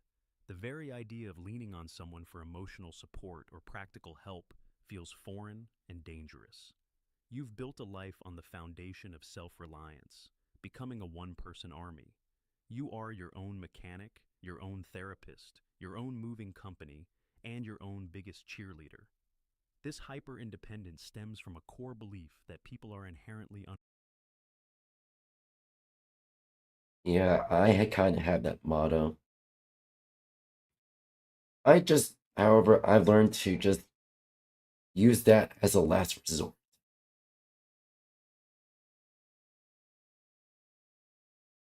It's not good. That model is not gonna always work. Hell, it barely works. It's only until you feel like you have no other options left. Trust me, there are almost infinite options. And the only limit is your imagination. unreliable. Experience has likely taught you that when you count on someone, they either drop the ball or disappear entirely. So, you've decided to take everyone else out of the equation. It feels safer that way. There's no risk of being let down if you're the only one in the game. But this solitary strength comes at a cost. It isolates you, denying you the comfort, collaboration, and connection that comes from shared vulnerability and mutual support. You've become so good at holding your own weight that you've forgotten how to let someone else help you carry the load. Number 7, testing people's loyalty. Have you ever deliberately waited to text someone back just to see how long it takes them? Nope, never. Because I've understood. Hell, I've been searched since God knows how long. People can be busy. So one text, wait until say I send a text in the morning. I wait until the evening. I send another text and then wait until the next morning. That goes on for 3 days before I say I just give up. Hell, actually, it goes on for a week before I give up.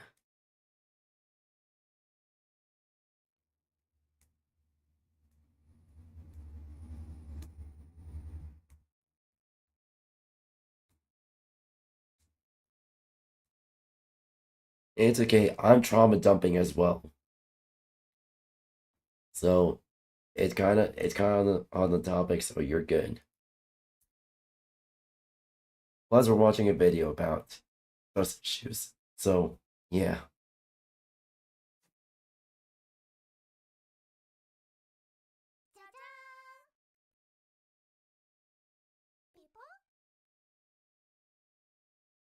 Okay. To reach out again? Or perhaps you've acted distant and moody, not because you were upset, but to gauge whether your partner would press you to find out what's wrong. Here's the thing. I don't like playing those games. My own parents play those games on me. Hell, my parents were the biggest bullies slash wardens slash torturers.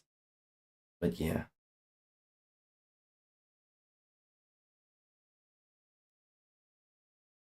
Hey, I am no therapist, but I support my chat however I can. Chat supports me, I support chat. Kind of the Fast and Furious family dynamic. Ride or die.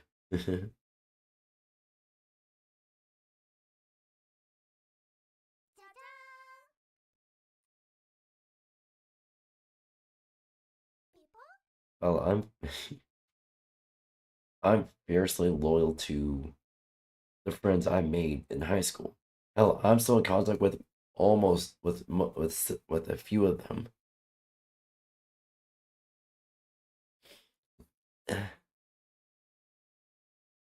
This isn't just passive-aggressive behavior, it's a loyalty test. It's a subconscious and sometimes conscious strategy to seek reassurance by creating small, controlled crises. You construct these little social experiments to test a single hypothesis. Will you stay or will you leave? If the person passes your test by pursuing you or showing concern, you get a temporary feeling of security. But if they fail, perhaps by giving you the space you seem to be asking for, it confirms your deepest, darkest fear, that you aren't worth fighting for. It's a self-defeating cycle. You are essentially pushing people away with one hand while desperately hoping they'll grab it with the other. This constant testing puts an immense strain on relationships, turning them into a series of pass-fail exams that the other person doesn't even know they're taking. Number 8. Jealousy and possessiveness. In the mind of someone... Here's the thing with this one. I've learned from an early age that jealousy, it's just bad. It'll lead to bad outcomes. It's just bad overall. I think it was only one time I was jealous as a child, and I felt so guilty over it. I refused to be jealous or show an ounce of jealousy.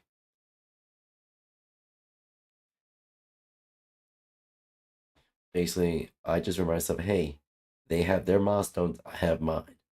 Let's and let bygones be bygones.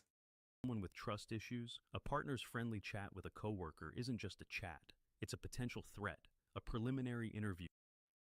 Okay, that's not just trust issues. That's just uh, that's toxic possessiveness.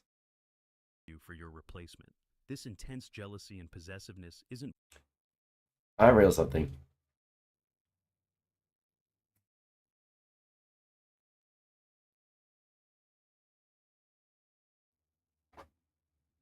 My stepdad, he has that kind of possessiveness, not just towards birther, or why should I say, I'm not gonna claim that person as mine at all. Not just towards his wife, but also towards his immediate, not not towards his own children, a little bit towards his own children, but he knows not to mess with his own children because he raised them almost exactly like him.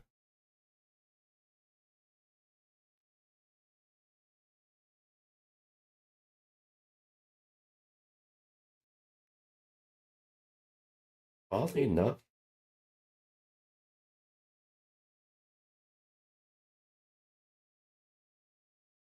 yeah, you need to go to bed. See you next time. Probably see you tomorrow.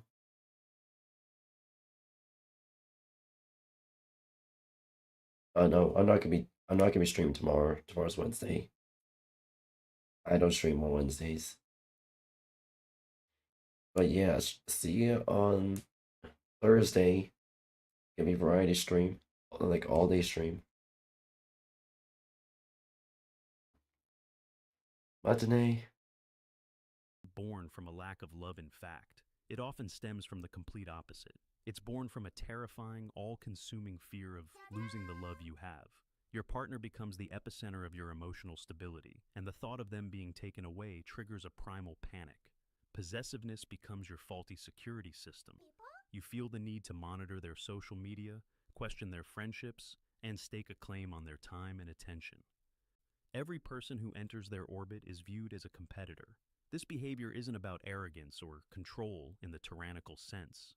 It's a desperate attempt to cling to something you feel could be snatched away at any moment. You're trying to build a fortress around your relationship to keep it safe, but the high walls and constant surveillance can make it feel more like a prison for both of you. Number 9, constant doubt in relationships. You could be in a relationship with the most honest, transparent, and devoted person on earth, and a part of your brain would still be whispering, "It's an act. It's too good to be true." When is the mask going to slip? This is the persistent, gnawing doubt that plagues those with trust issues. It's a state of permanent skepticism.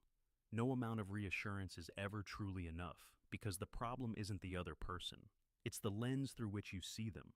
Your core belief is that people are fundamentally untrustworthy, and your brain will work tirelessly to find evidence to support that belief, even if it has to invent it. A canceled date isn't just a change of plans. It's a sign they're losing interest. A quiet mood isn't just fatigue. It's them secretly resenting you. You are forever the detective in your own love story, searching for clues of an inevitable betrayal.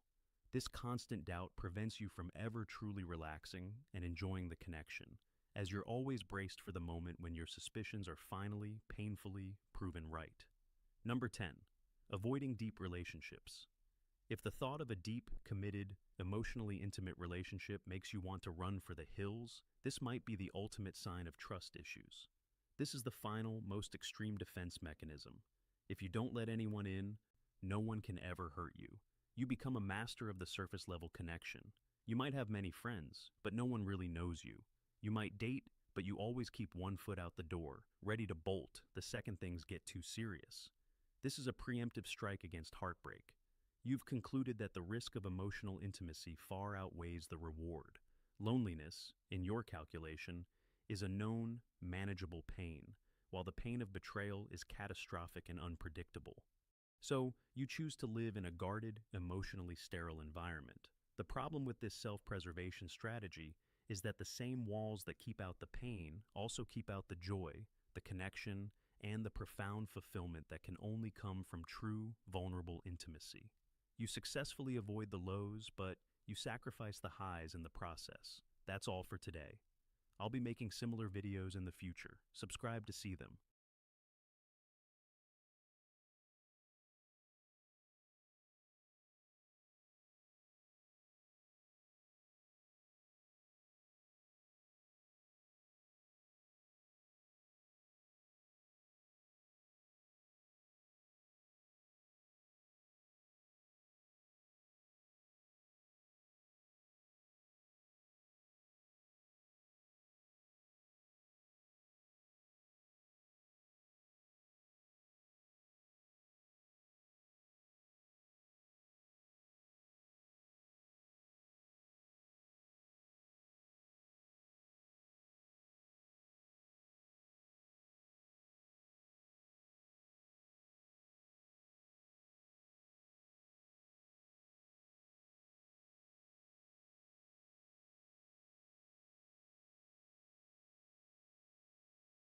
Hello, guys and gals. Me, 𝙂𝙚, and I haven't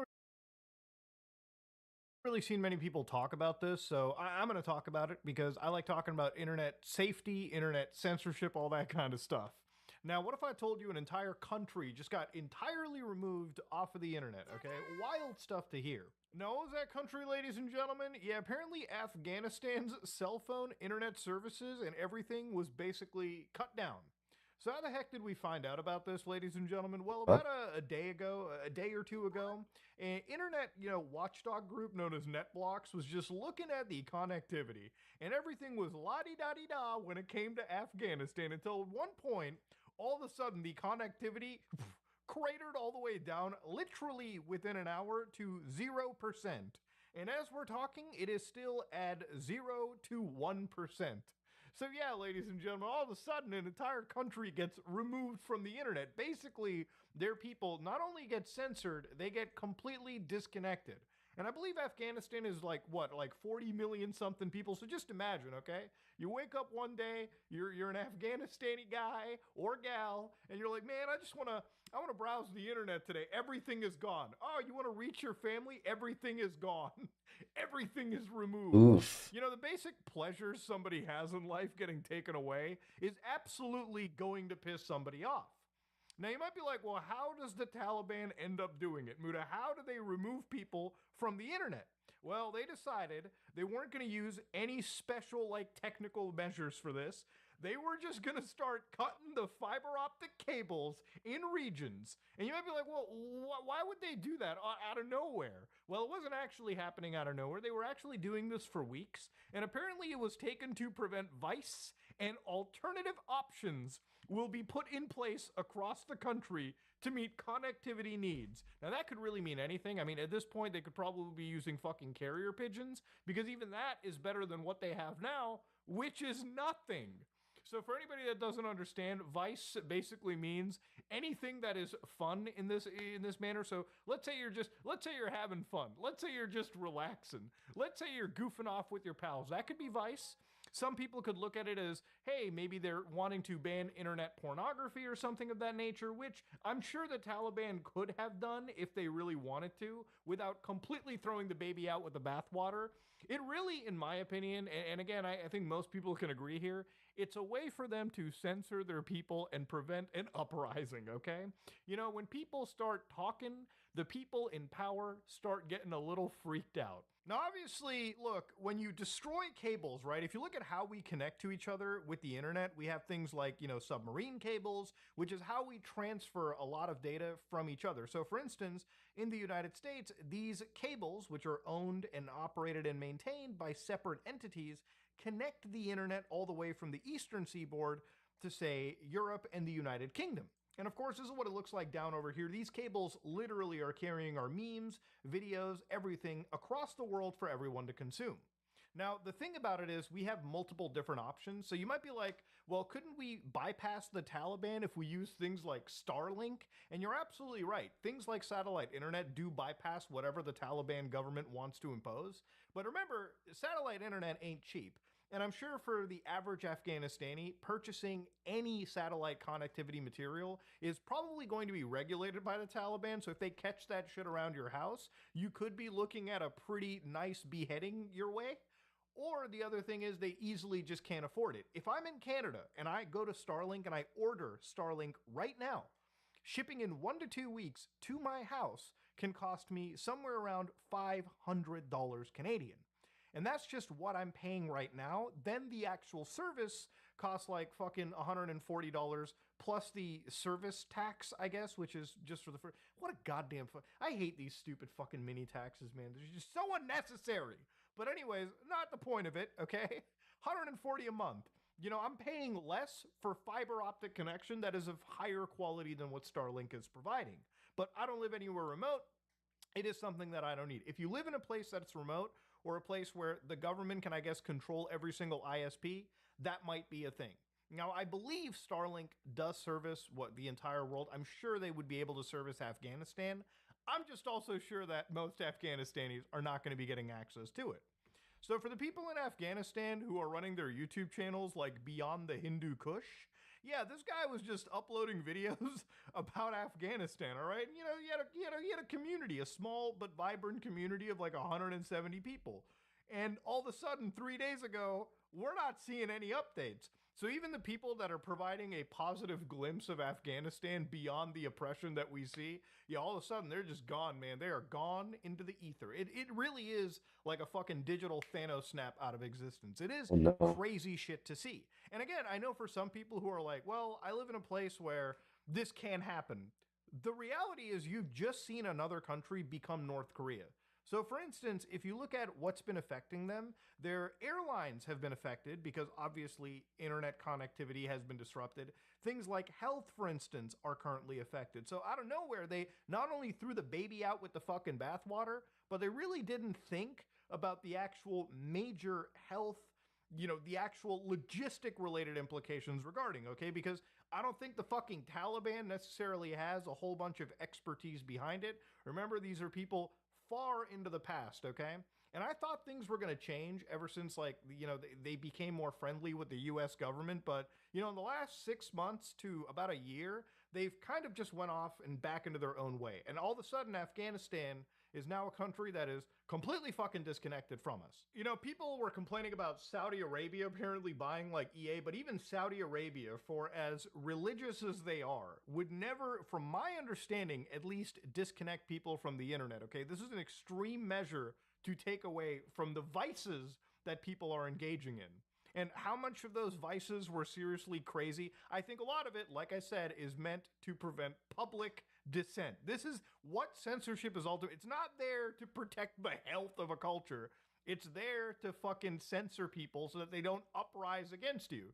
Because if people realize there's a better way to live, not under oppression, they're going to at least fight back, okay? Or at least try to. And the internet is a fucking amazing tool for that shit.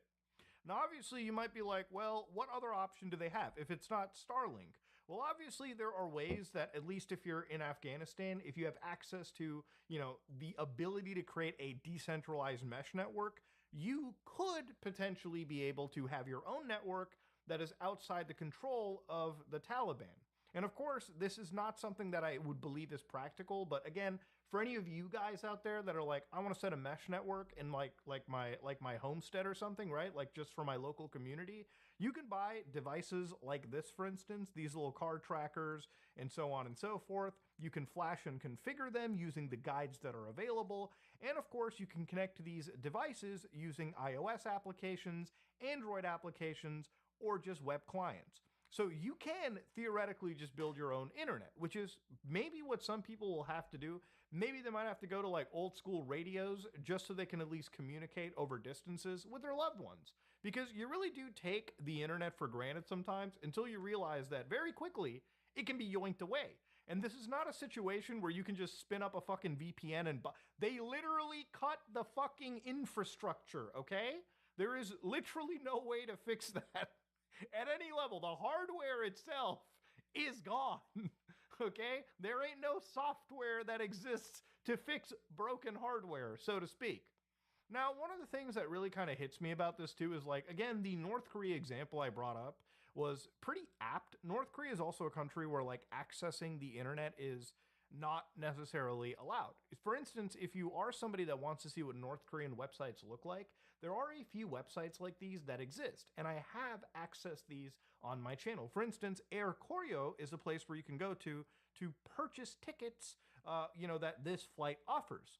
Now, obviously, the prices over here are well outside of the scope for the average North Korean, from my understanding, but yeah, you can access certain websites in North Korea. But there is a deeper layer. There is a layer known as Naenara, which I have browsed a little bit on my channel. If you ever saw my Red Star OS videos, this is a long, long time ago.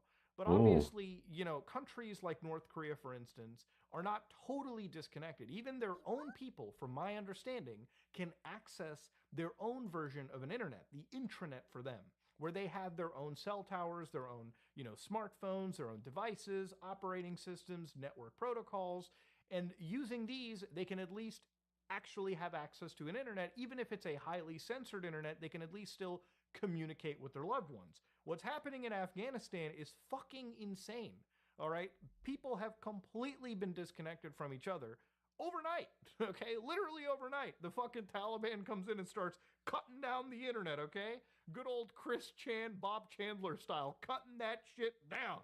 Now, obviously, the other thing about this too is I've kind of realized that, on the topic of internet censorship, even beyond all of this too, what the Taliban could have probably done, and I'm pretty sure they might have inquired it, was to actually reach out to the Chinese government about setting up a firewall. Now, for anybody that doesn't know, literally this month, there was a 500 gigabyte leak of the Chinese, internet firewall, like source code, internal documentations, everything. And it came out that apparently the countries that were buying services from a platform known as 𝙂𝙤, right here, 𝙂𝙤 Networks, they were selling this thing called Tianzhu Secure Gateway, which is billed as a full-featured one-stop solution to network perimeter security. It performs deep packet inspection on network traffics, classifies their content. Basically, the core of this is that they are setting systems that track every little packet on the internet, because the way the internet works is very similar to this. For instance, if I go over here and I ping Newgrounds, for instance, you can see that I'm sending data. So basically what's happening is, the systems that the Chinese government is selling through 𝙂𝙤, for instance, to the rest of the world, they're looking at every single one of these packets and seeing just where things are sending to, what's being sent, and so on and so forth. Now, obviously, for China, you can still bypass the Great Firewall using VPN services. You can't necessarily buy VPNs or download them in China, but you can always fly into the country, and provided you have VPN apps on your phone or laptop, you can bypass their firewall. That's something that still, is a circumvention. But going back to the leaks, for instance, right? Some of the countries that were buying from them or allegedly in talks were Pakistan, Myanmar, Ethiopia, and Kazakhstan. So countries that are beautiful in their own right, but ultimately led by people that prefer censoring their own so that there isn't any form of fucking uprising. Internet censorship is so far intensive now that, seeing the amount of technologies that are now being sold is mind-boggling. Like, it seems like the internet's about to become a place where instead of all human beings freely communicating with each other, we are now going into our own little segregated sections. It's actually reflecting a lot of what reality is, okay? Like, in the real world, everyone is isolated, obviously, to their own countries, right? And few people in those countries get to fly out and experience the world. It really is a privilege for you to travel to other countries, get visa access. But Yeah. for, again, internet services, we used to live in a world where communicating with an Afghanistani person, was really easy. You just pull up their screen name on whatever social media service and you talk to them. But now that person has went offline for an indefinite amount of time. And I think it's not far off from the world where, like, in the future, even living in North America, there's going to be a mass restriction on the amount of services that we can access without proving to the government who we fucking are. That freedom and that anonymity is all but a fleeting thing. Now, obviously, the Taliban is a pretty extreme example. Not every government is like the Taliban, clearly. But yeah, what the Taliban did is not far off from other oppressive regimes around the world. There ain't nothing stopping any other country from just starting chopping the infrastructure and cables and creating a new system to replace it, whatever that may be down the road. But yeah, we literally have seen another country become North Korea or at least China overnight. And it's fucking scary to see. But yeah, nobody was really talking about it. I wanted to kind of yap about it because I thought it was mind-boggling to see. And it's funny that the VPN companies are bringing this up. Like, brother, you can't even use the VPNs. They straight up say, our tools help to bypass censorship. But even just here, everything's been cut off. There ain't nothing you can do when things are cut off. So I really do hope the best for the people in Afghanistan. I'm sure that they absolutely can't see what I'm saying right now. They can't hear my words. They can't see my face because of how the internet has been chopped off. But yeah, hopefully things do get better for them. And I am genuinely fearful. The internet allows us a window into seeing the lives of people. They can share their stories. Now they have been completely muted. And that, to me, is some really scary shit. You know what I mean? That is some, and it's also similar to like websites that you may not even like. Websites, when they're the target of a lot of these governments and a lot of these like technical groups or these these ASNs, these ISPs, you can censor anybody you want off the internet. But this is so extreme. This is like gone from existence. They've been Thanos snapped out of existence. Crazy shit to see. If you like what you saw, please like, comment, and subscribe. Dislike if you dislike it. I am out. That is crazy. Holy shit.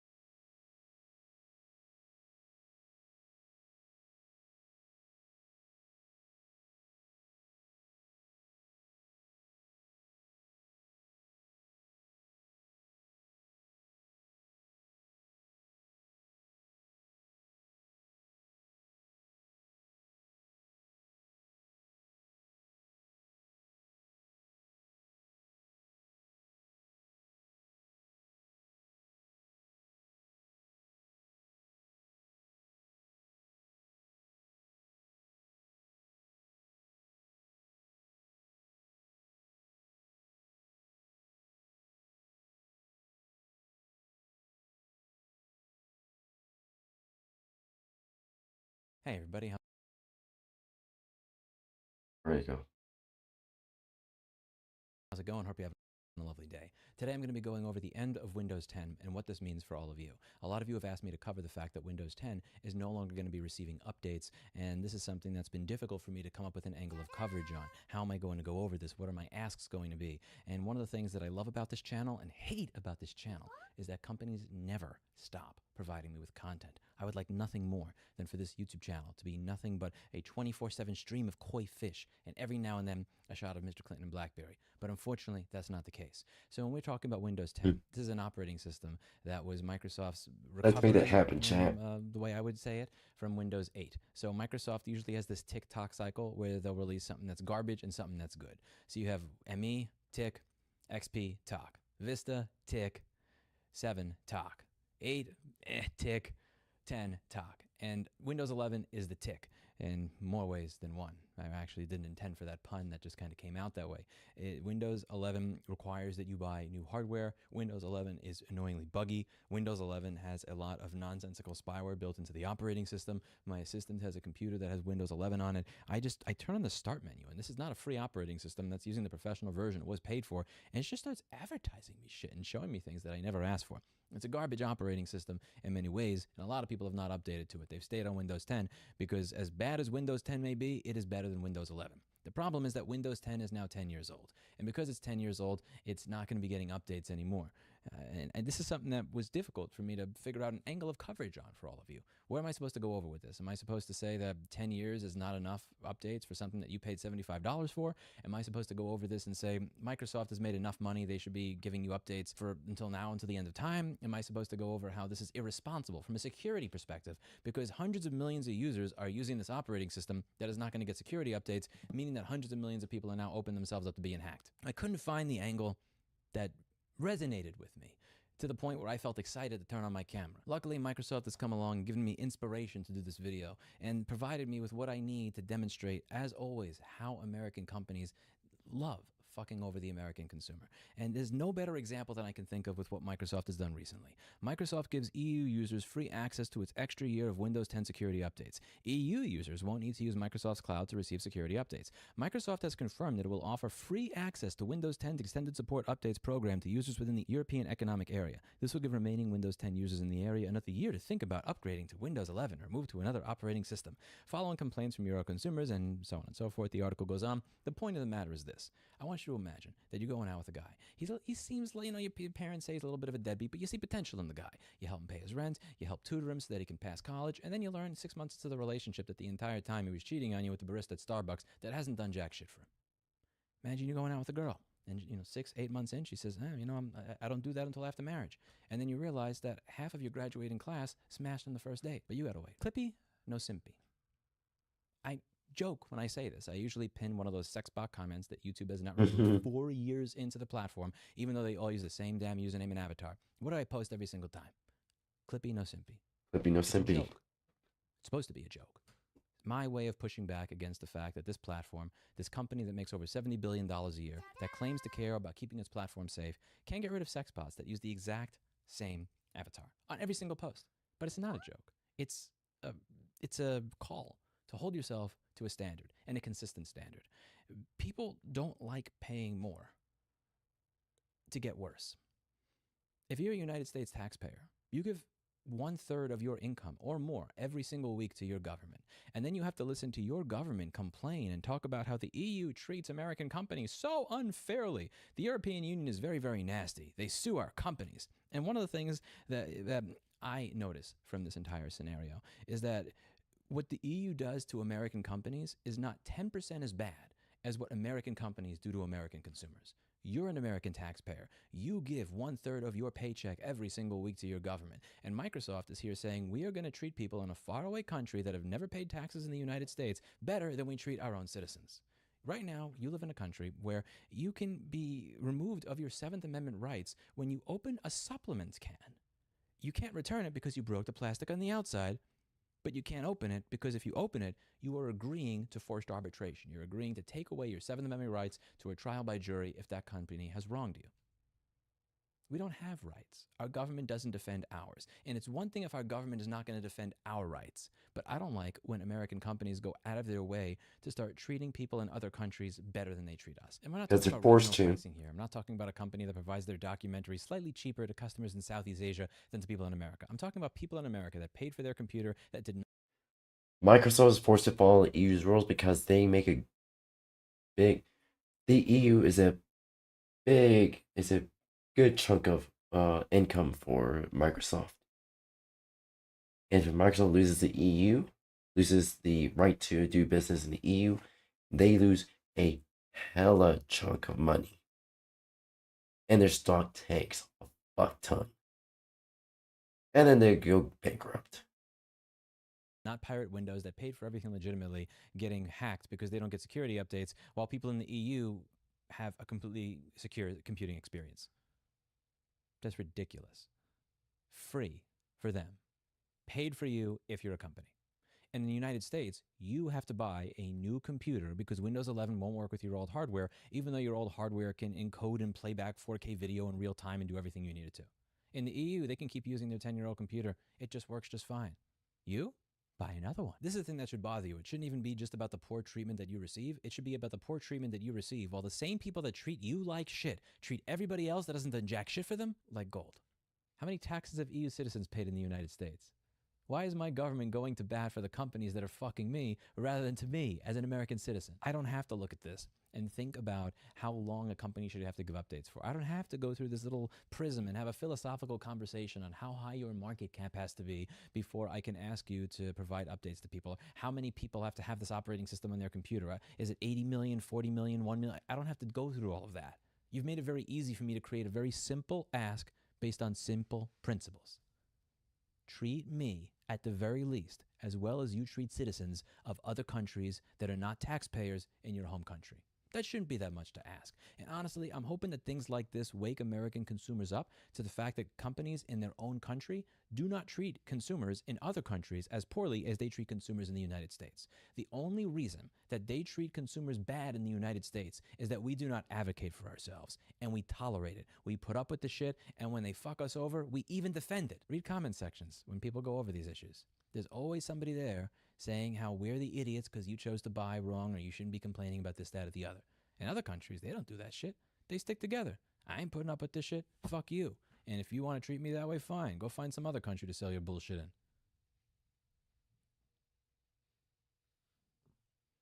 I think that American consumers have to decide. Come together and make a decision. Clippy, no, simpy. Do not help the man that you're dating with his homework and paying his rent if he's banging the barista. And if somebody had sex with half your graduating class on the first date, I don't know, maybe waiting a year just for you. There might be something else going on there that you want to look into. Advocate for yourself in every area of your life. But most importantly, and most especially, with the primary operating system that's installed on your computer. Because if you don't have security updates, that's very bad. If you think this is bullshit, I would highly suggest that you check out fulu.org/take-action. Tell Microsoft extend support for Windows 10. Add your name to the petition. Dear Satya Nadella, it was encouraging to see Microsoft do the right thing by extending free security updates with no strings attached to consumers in the European Economic Area. However, the step does not go nearly far enough to ensure that the estimated 400 million computers that do not meet Windows 11 hardware requirements will not become cybersecurity vulnerabilities, putting people's privacy and data at risk. There should be no reason that European consumers are protected while those around the world, particularly those in Microsoft's home country, remain insecure. Do the right thing and extend free, unconditional security updates for consumers around the globe. Clippy, no simpy. That's it for today. And as always, I hope you learned something. I'll see you in the next video. Bye now.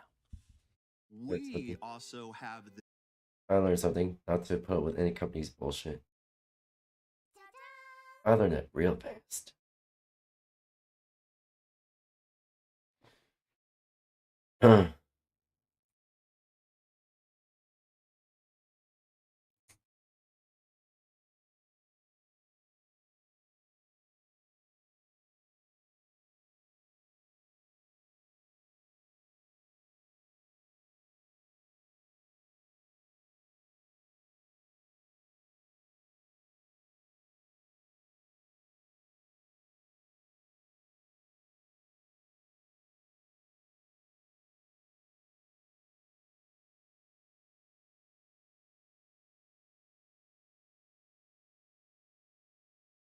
This.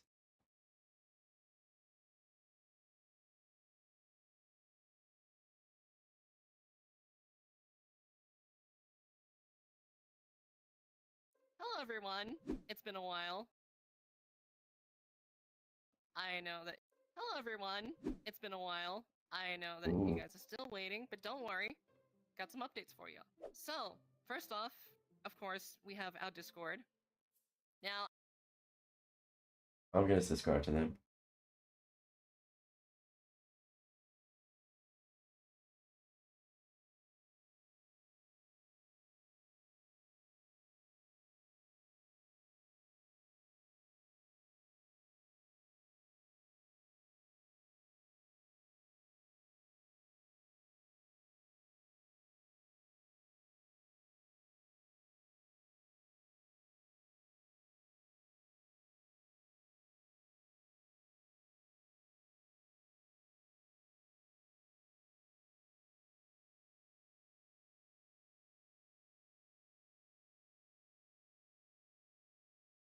Oh, I see what the chat is about. So it's Ruby themed VR roleplay.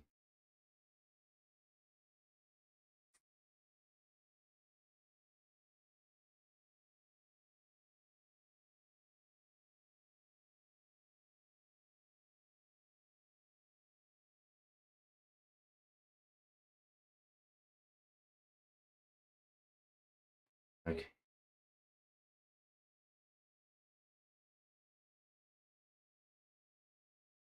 Here we go.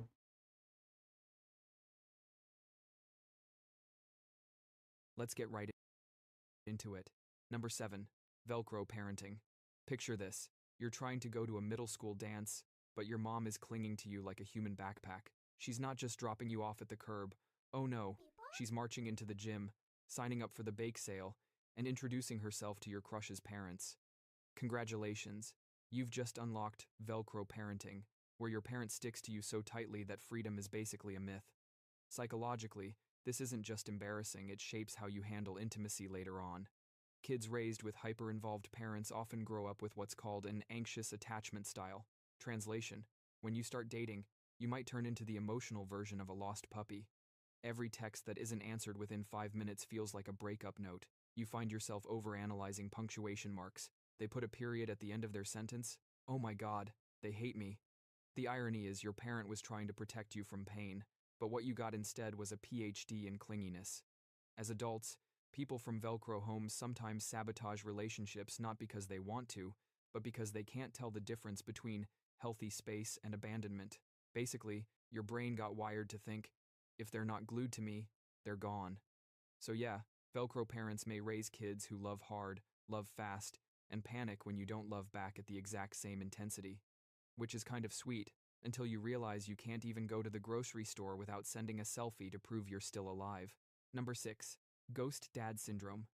You ever notice how people who had absent dads either grow up desperately searching for validation, or they become emotionally cooler than a penguin in sunglasses? That's Ghost Dad Syndrome.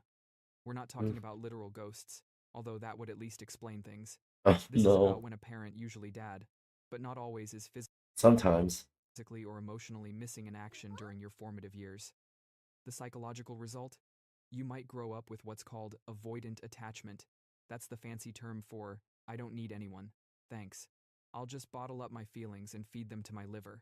These are the people who say things like, I'm not really into labels, or feelings are overrated, while secretly building a spreadsheet of all the times you've smiled at. The kicker is your brain wires itself early on to avoid disappointment. If love didn't show up when you were a kid, you learn to stop expecting it. It's a survival hack, but unfortunately it turns dating into an emotional Hunger Games. You want closeness, but you also think closeness equals danger. So you'll flirt, pull back, ghost, and repeat until everyone involved needs therapy. In other words, Ghost Dad Syndrome doesn't mean you'll never love. It just means your love life might resemble a Scooby-Doo chase scene where you keep running in and out of doors until you finally trip over your own trust issues. Number 5, parentified prodigy. You know those kids who were 9 years old but basically running the household, cooking dinner, doing taxes, low-key being the emotional support human for their parents? That's the parentified child. Instead of being nurtured, you were the mini therapist, the household manager, the kid who knew more about your mom's dating life than your own multiplication tables.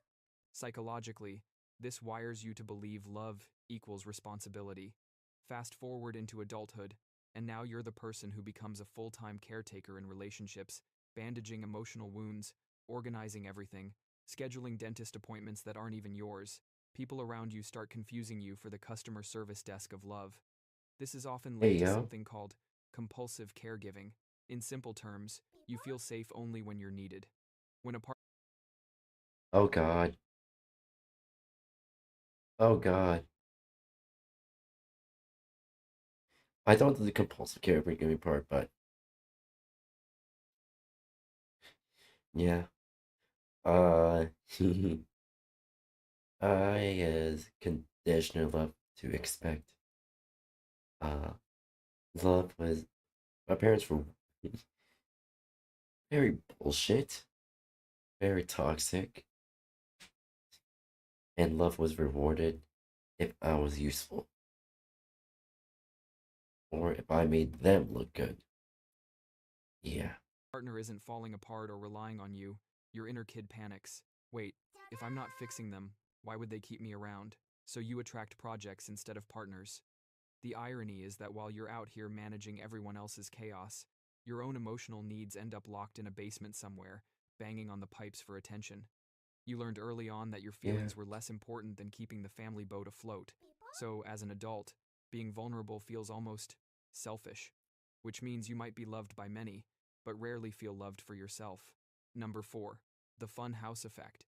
Some childhoods are like living in a carnival fun house, lots of laughter, lots of jokes, and absolutely zero acknowledgement of the heavy stuff. Your parents never talked about sadness or anger, they just made everything into a punchline. You'd bring up a problem and get a joke instead of a hug. This creates a love style where humor becomes your armor. You're the partner who cracks a joke during arguments, who diffuses tension with memes, who hides "I'm not okay" behind "lol, I'm fine."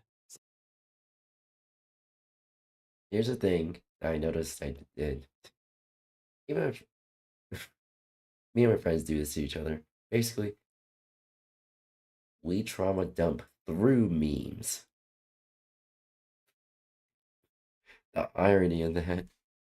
Anywho, I'm thinking that we may just be completed with this piece. Look for any potential shadow. Do some shadow work for the eyes, or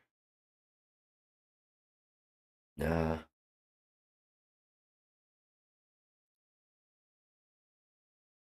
All right. So yeah, we're basically done with this piece, and all right, there we go. Saved.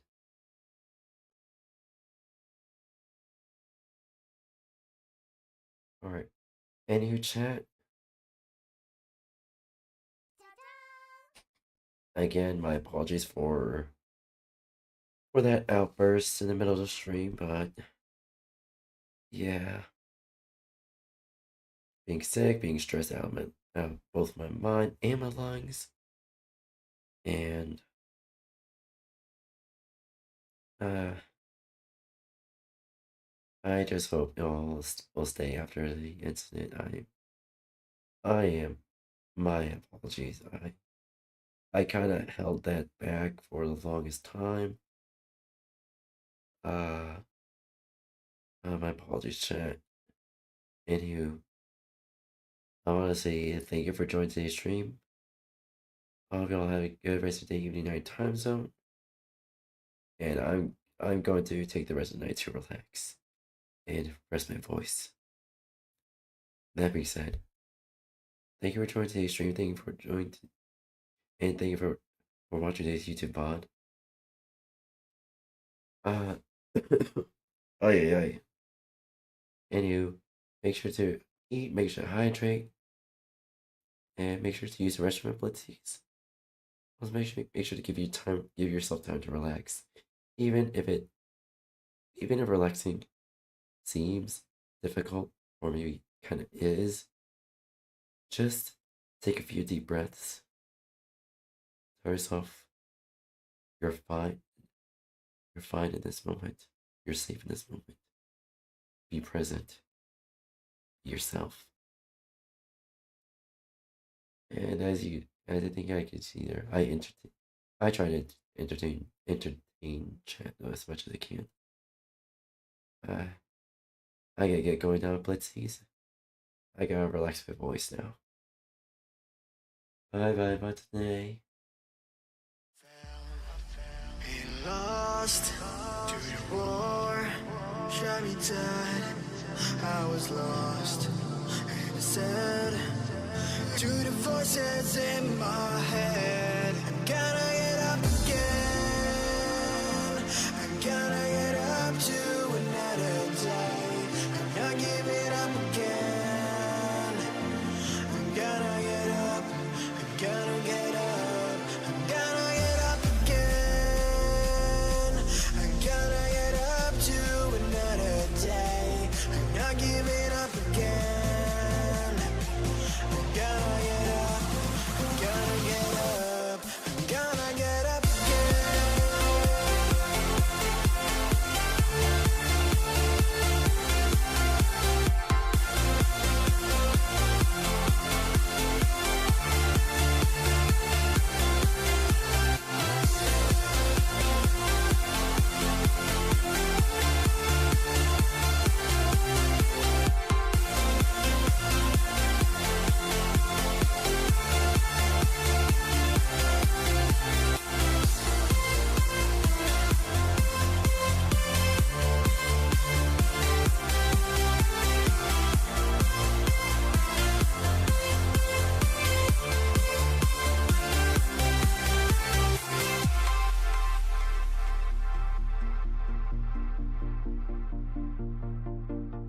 Look into my eyes.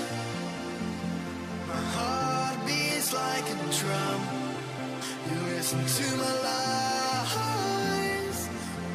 Love is far to come. Your love is far. Running at the speed of light, kissing under city lights. Calls me in this